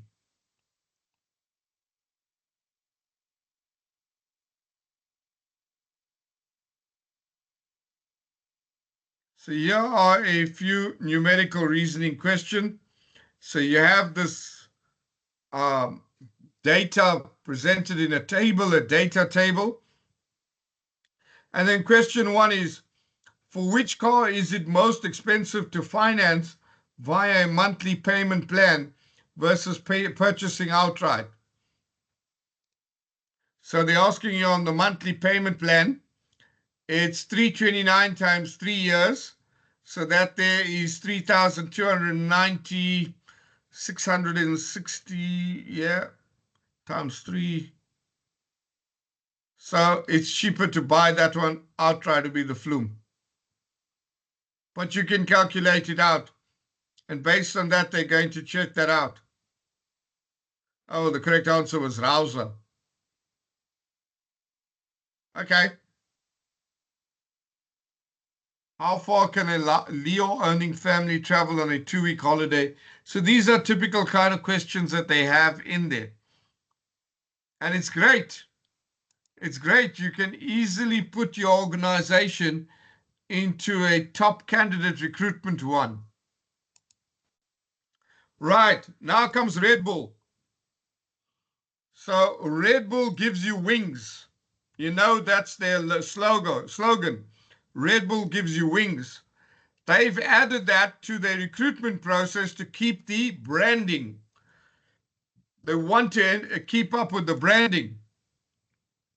And this is now called Red Bull's Wing Finder, to find your wings.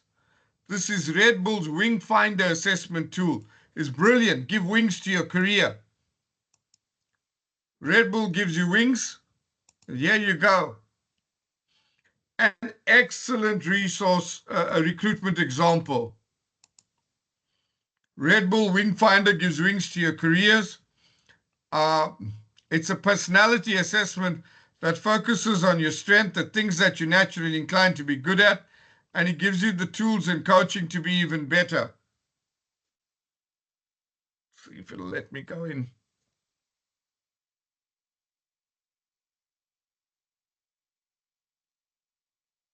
Okay, you've got to sign up into it.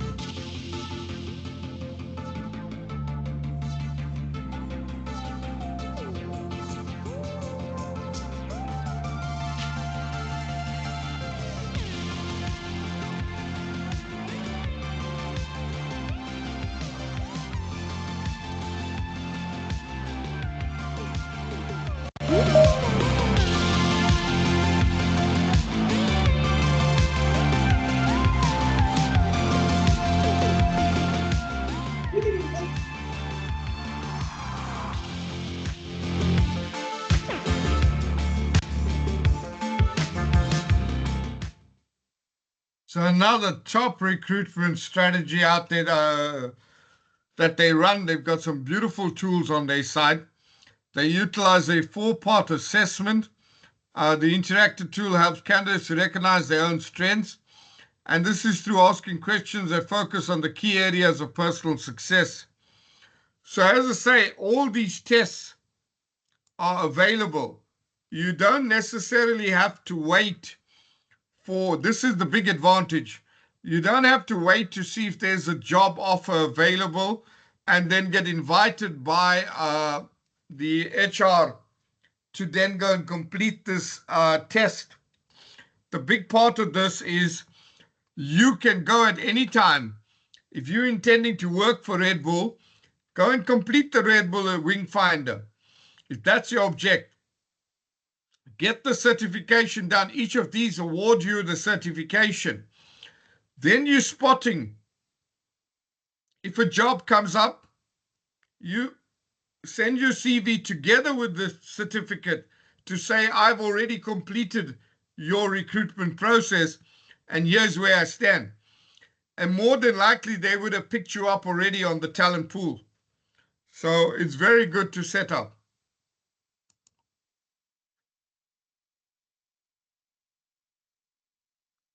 So like the McKinsey example, this impressive candidate experience results in extracting a stronger talent pool of candidates.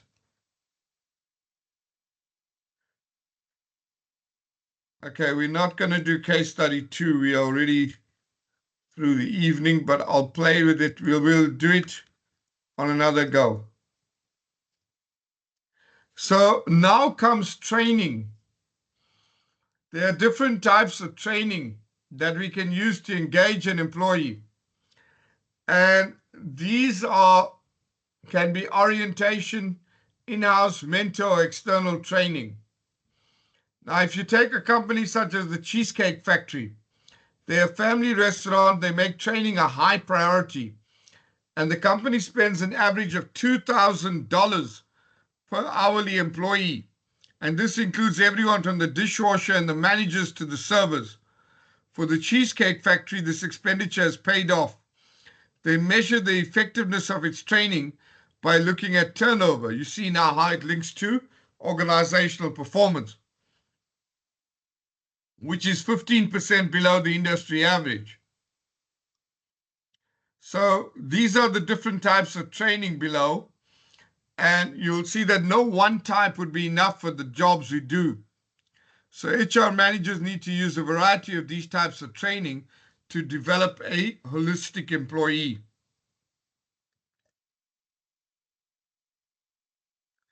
So technical or technological training. Technical training is a type of training meant to teach a new employee the technological aspects of the job. In a retail environment, this can include teaching someone how to use the computer system to ring up customers. In a sales position, this can be showing someone how to use the CRM or customer relationship management system.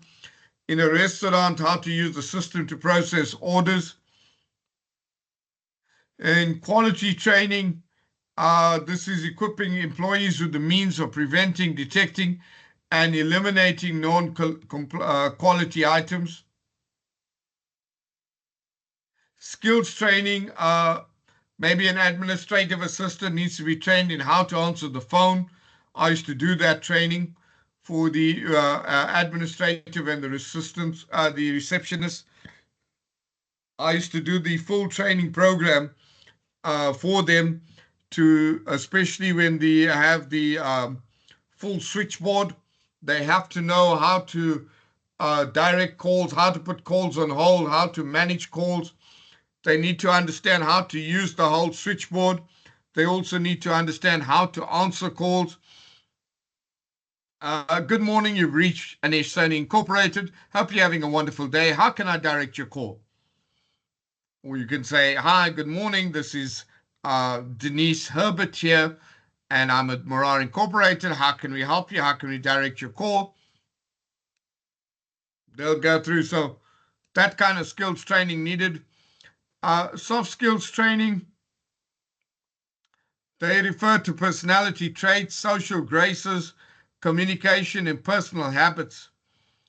So these can include, as I was just saying, how to answer phones, how to be friendly. You can do sexual harassment training. You can do ethics training. Most of these run well with the toolbox method. So you do it informally, and you just have a quick chat. Maybe on drug abuse, you have a quick chat on alcohol abuse, you have a quick chat on ethics. All these ones over here, they can be an informal talk where you just get the guys together in the morning, you have your morning meetings, have a quick chat on it, not at every single morning meeting. Maybe once a week, once a month, you throw it in. Professional training and legal training. Here you would need to maybe update on tax laws and tax codes. Then you need to get professional people to do that. You might need to send them to PwC, get a certificate for VAT.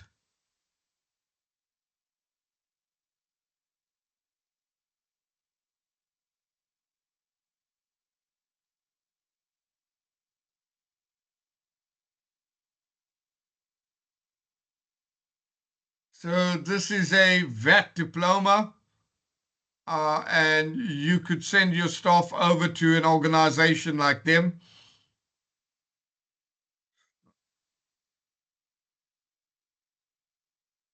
Then team training. These can be team building exercises that you want to do to develop the team. And then communication also will run on team building exercises. Then managerial training.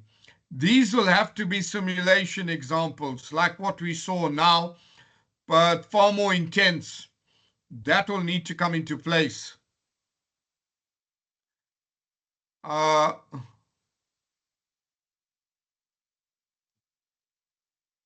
It's going to have a look at this one.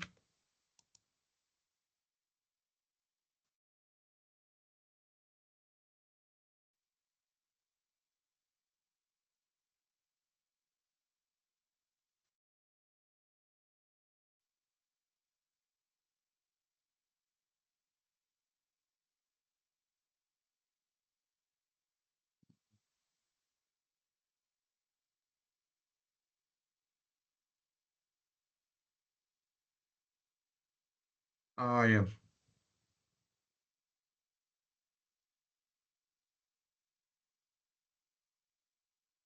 We don't pick them up. Okay. Well, that's one example over there.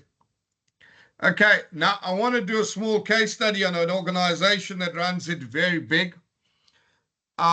This is Starbucks. And this is a short video that Starbucks uses to train their new employees on customer service.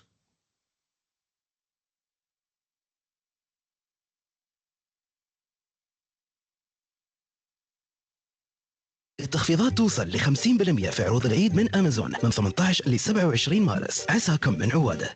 You won't believe what just happened to me. I thought I found the perfect car until I found out a dormitory. A grande?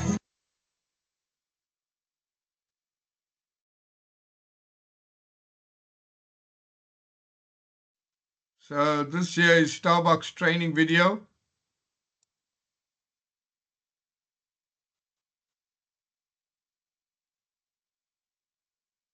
Skim, 6 pump, no water chai, and it's always made exactly that way.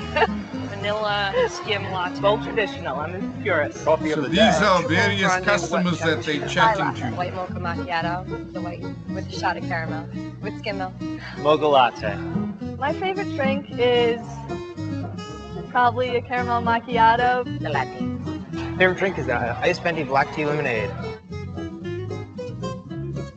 Hey Dave, here's your grande 2 sugar and the raw latte. Good luck with the show tonight. Thanks a lot, Catherine. See you tomorrow. My favorite part of the Green Apron book is the Be Welcoming part. Our customers are our #1 priority. They're why we're here, and they make the Starbucks experience what it is. I've been coming here a long time. I think there's not one favorite best experience. It's coming in all the time and feeling like it's kind of my place to go. People know me, and I know the people that work here some, and it makes me feel really welcome here. And I like coming here and saying hi to everybody and just kind of stopping in and having my beverage and enjoying it. I'm originally from Italy, where coffee is really a culture. It's not just a beverage. I come into Starbucks to feel like a person. They really treat me as if I am extremely important. And I come here because everybody knows me, everybody knows my drink, and everybody knows how to make it. It's consistent, and everybody here is great. And up until Starbucks, I was very disappointed with the quality of the coffee here in the United States.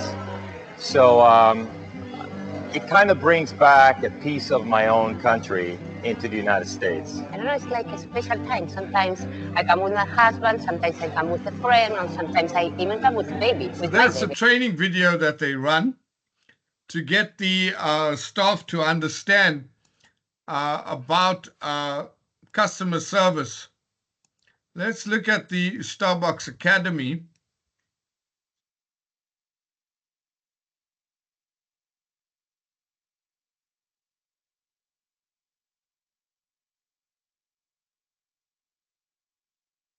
So this here is the Starbucks Global Academy.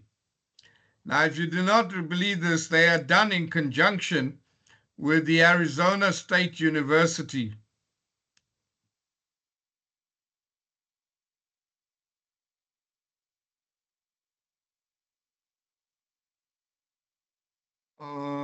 Let's go through. There's it here, the Arizona State University. You heard them in the video talking of the green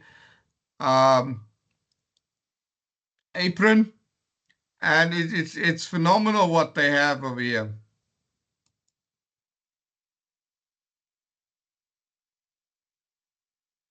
Let's see if I can pick up any of their courses. They run through the whole process of learning coffee, where it originates from, everything. They do an in-depth training.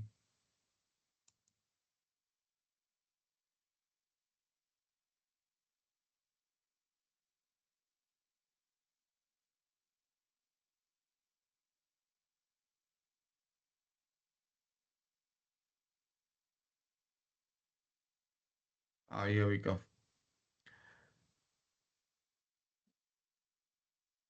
So here are the courses that they run.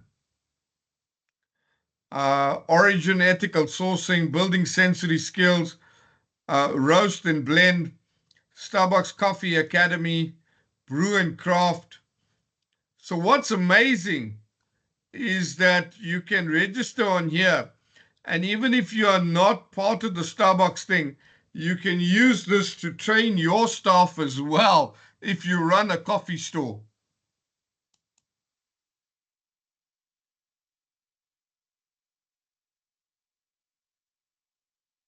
Now, these are your basic soft skills: debt and borrowing, personal finance, budgeting your money. It's brilliant. This is their whole training academy here.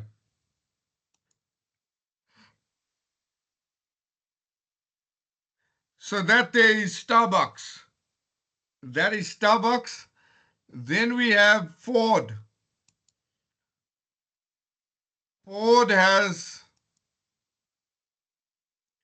a student service educational training program, and it's called ASSET. It's Automotive Student Service Education Training. They run a phenomenal program on this year, where they take them through the whole system of being a Ford service technician at a Ford or a Lincoln dealership.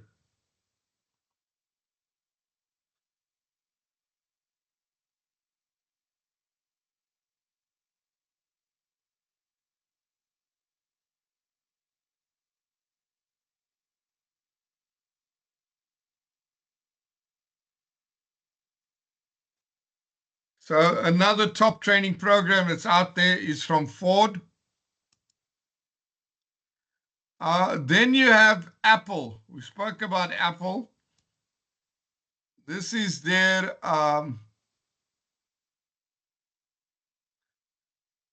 training program that they run, where it's called Apple Training and Certification. Get started, get technical, get certified. Another phenomenal program that's out there on the market. So the idea is to understand the concepts behind this, the process as to how these are built and put together. And you can use parts of this to develop your own. So your own recruitment program, your own training program, and bring it up to speed. And these big organizations have no hesitation in someone using these programs.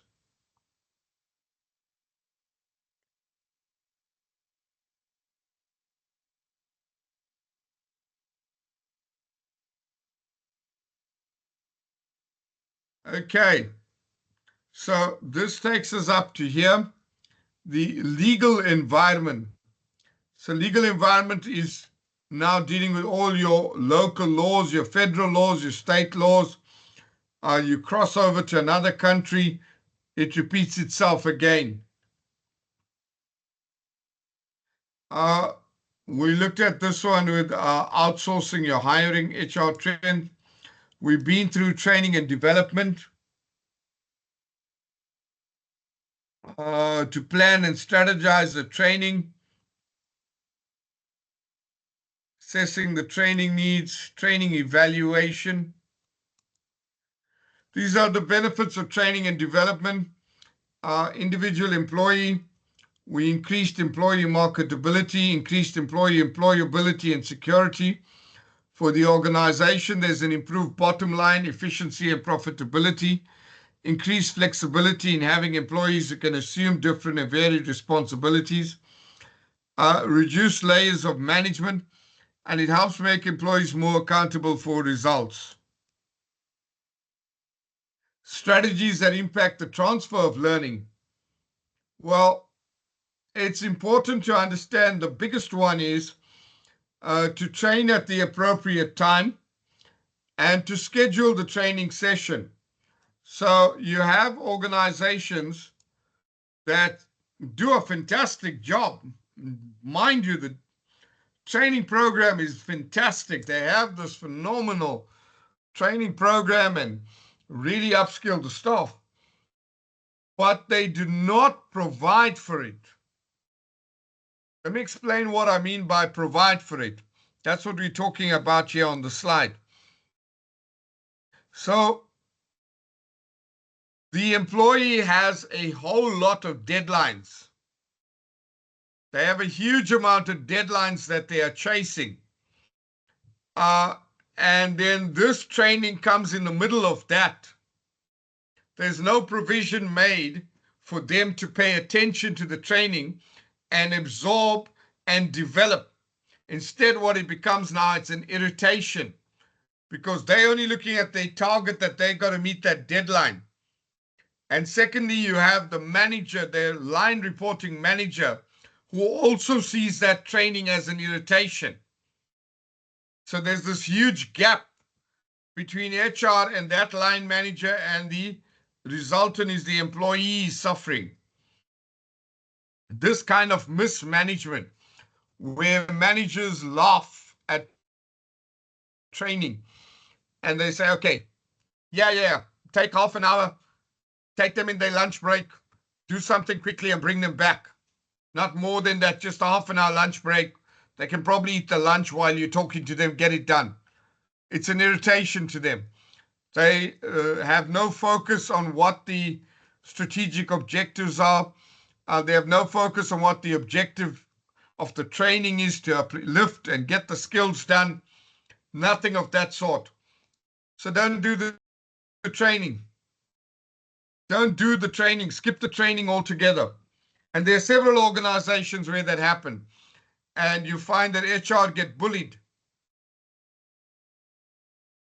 So HR need to be aware of these managers, and they need to develop tactics to manage these kind of managers, and also report back on their performance, on the performance of those managers, and don't allow them to be bullied. And one of the ways of doing that is to get support from higher up. And then instead of the HR sending out an email, the email comes from the top and says, listen, we are planning a training program. It's going to run for a month. The staff are going to be involved in this training program. We've arranged some temporary staff.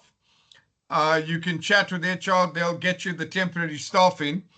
The temp staff will take over on a few of those big ones out there. We need to clear up their calendars. So please work with HR and see if you can get that done urgently and get them prepared and ready. Then you find the manager is to attention. Yes, sir. No, sir. And he's moving and he gets everything done. But when HR come through, then it's an irritation. So it's got to be carefully considered. There's a lot of politics that goes on. So when we consider this slide, these are the biggest strategies when we talk of effective scheduling and training at the appropriate time, and then pre-training preparation, and then training delivery.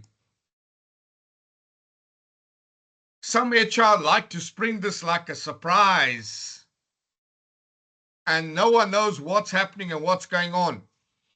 Avoid that kind of setup. Employees should be informed what the process is that's happening. Always avoid negative gossip. So have them informed. You're going to be attending a training. Training is going to run for this period of time. These are the topics we intend to cover. This is how your workload will be carried over. This is who will assist you. You got a handover block. You need to work with the temp staff, hand this over, hand that over. Your manager's approval has been received. A whole lot of stuff.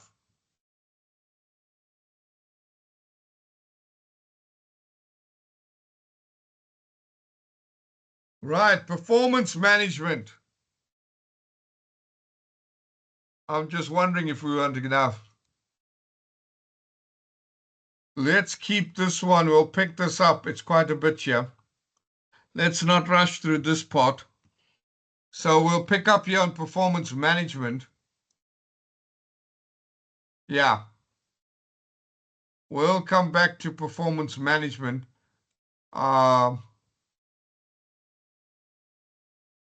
when we kickstart on Monday. Okay. I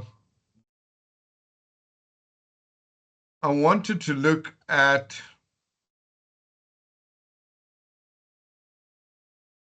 Amazon training programs.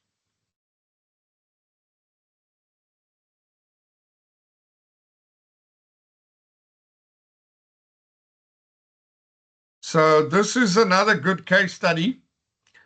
Amazon runs this upskilling program. They run their Amazon Technical Apprenticeship.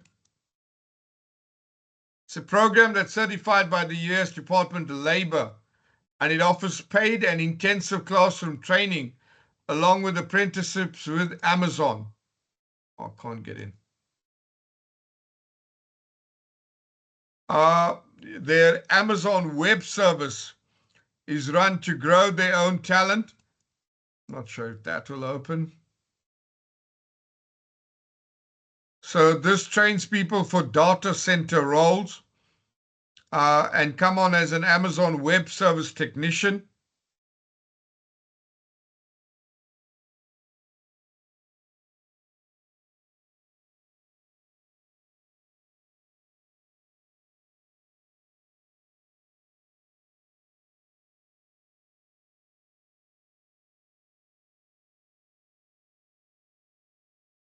Just a quick one.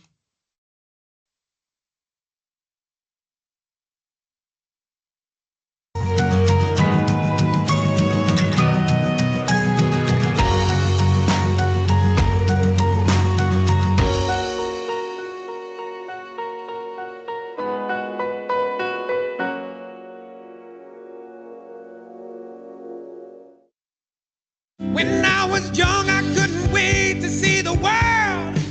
See everything and know. My favorite toy as a little kid was I had this blue CD player stereo. I loved to bring the stereo into the bathroom and sing Marvin Gaye loud as I could. Amazon was pitching a data center technician kind of boot camp. It sounded like a great opportunity, and I figured, you know, might as well give it a shot. Learn a little about love and a little about life, and I got a good job and I met my wife and I settled down. Did you know about the data center technician? No, you're the one that told me about it. And the funny part, being able to create music is you don't have to make a living off. It's the opportunities that I get, learning new things. In the morning, we see how many racks were coming in. We sit there and put on all the whips. We walk our whole building. We check everything for alarms, make sure everything is working the way it should. And then we go into the red zone. one of the most surprising things about work. Data center technician program that Amazon runs.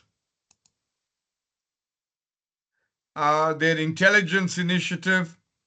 So Amazon Web Service is very, very big in their data centers and was bigger than their retail section. This is the training and certification. You can go in here and get an AWS training and certification.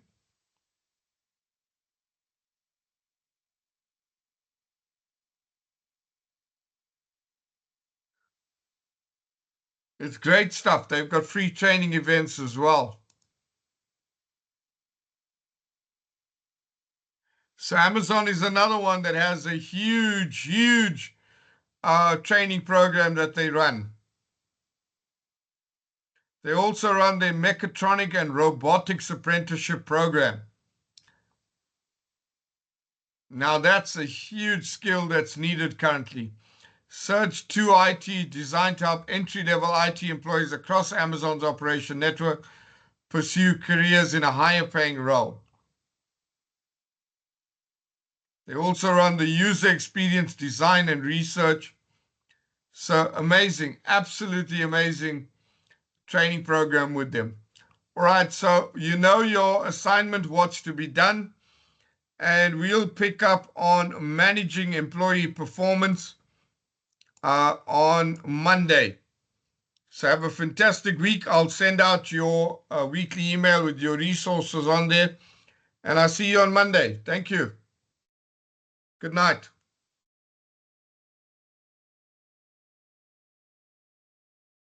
Have a wonderful week. Thank you. Good night.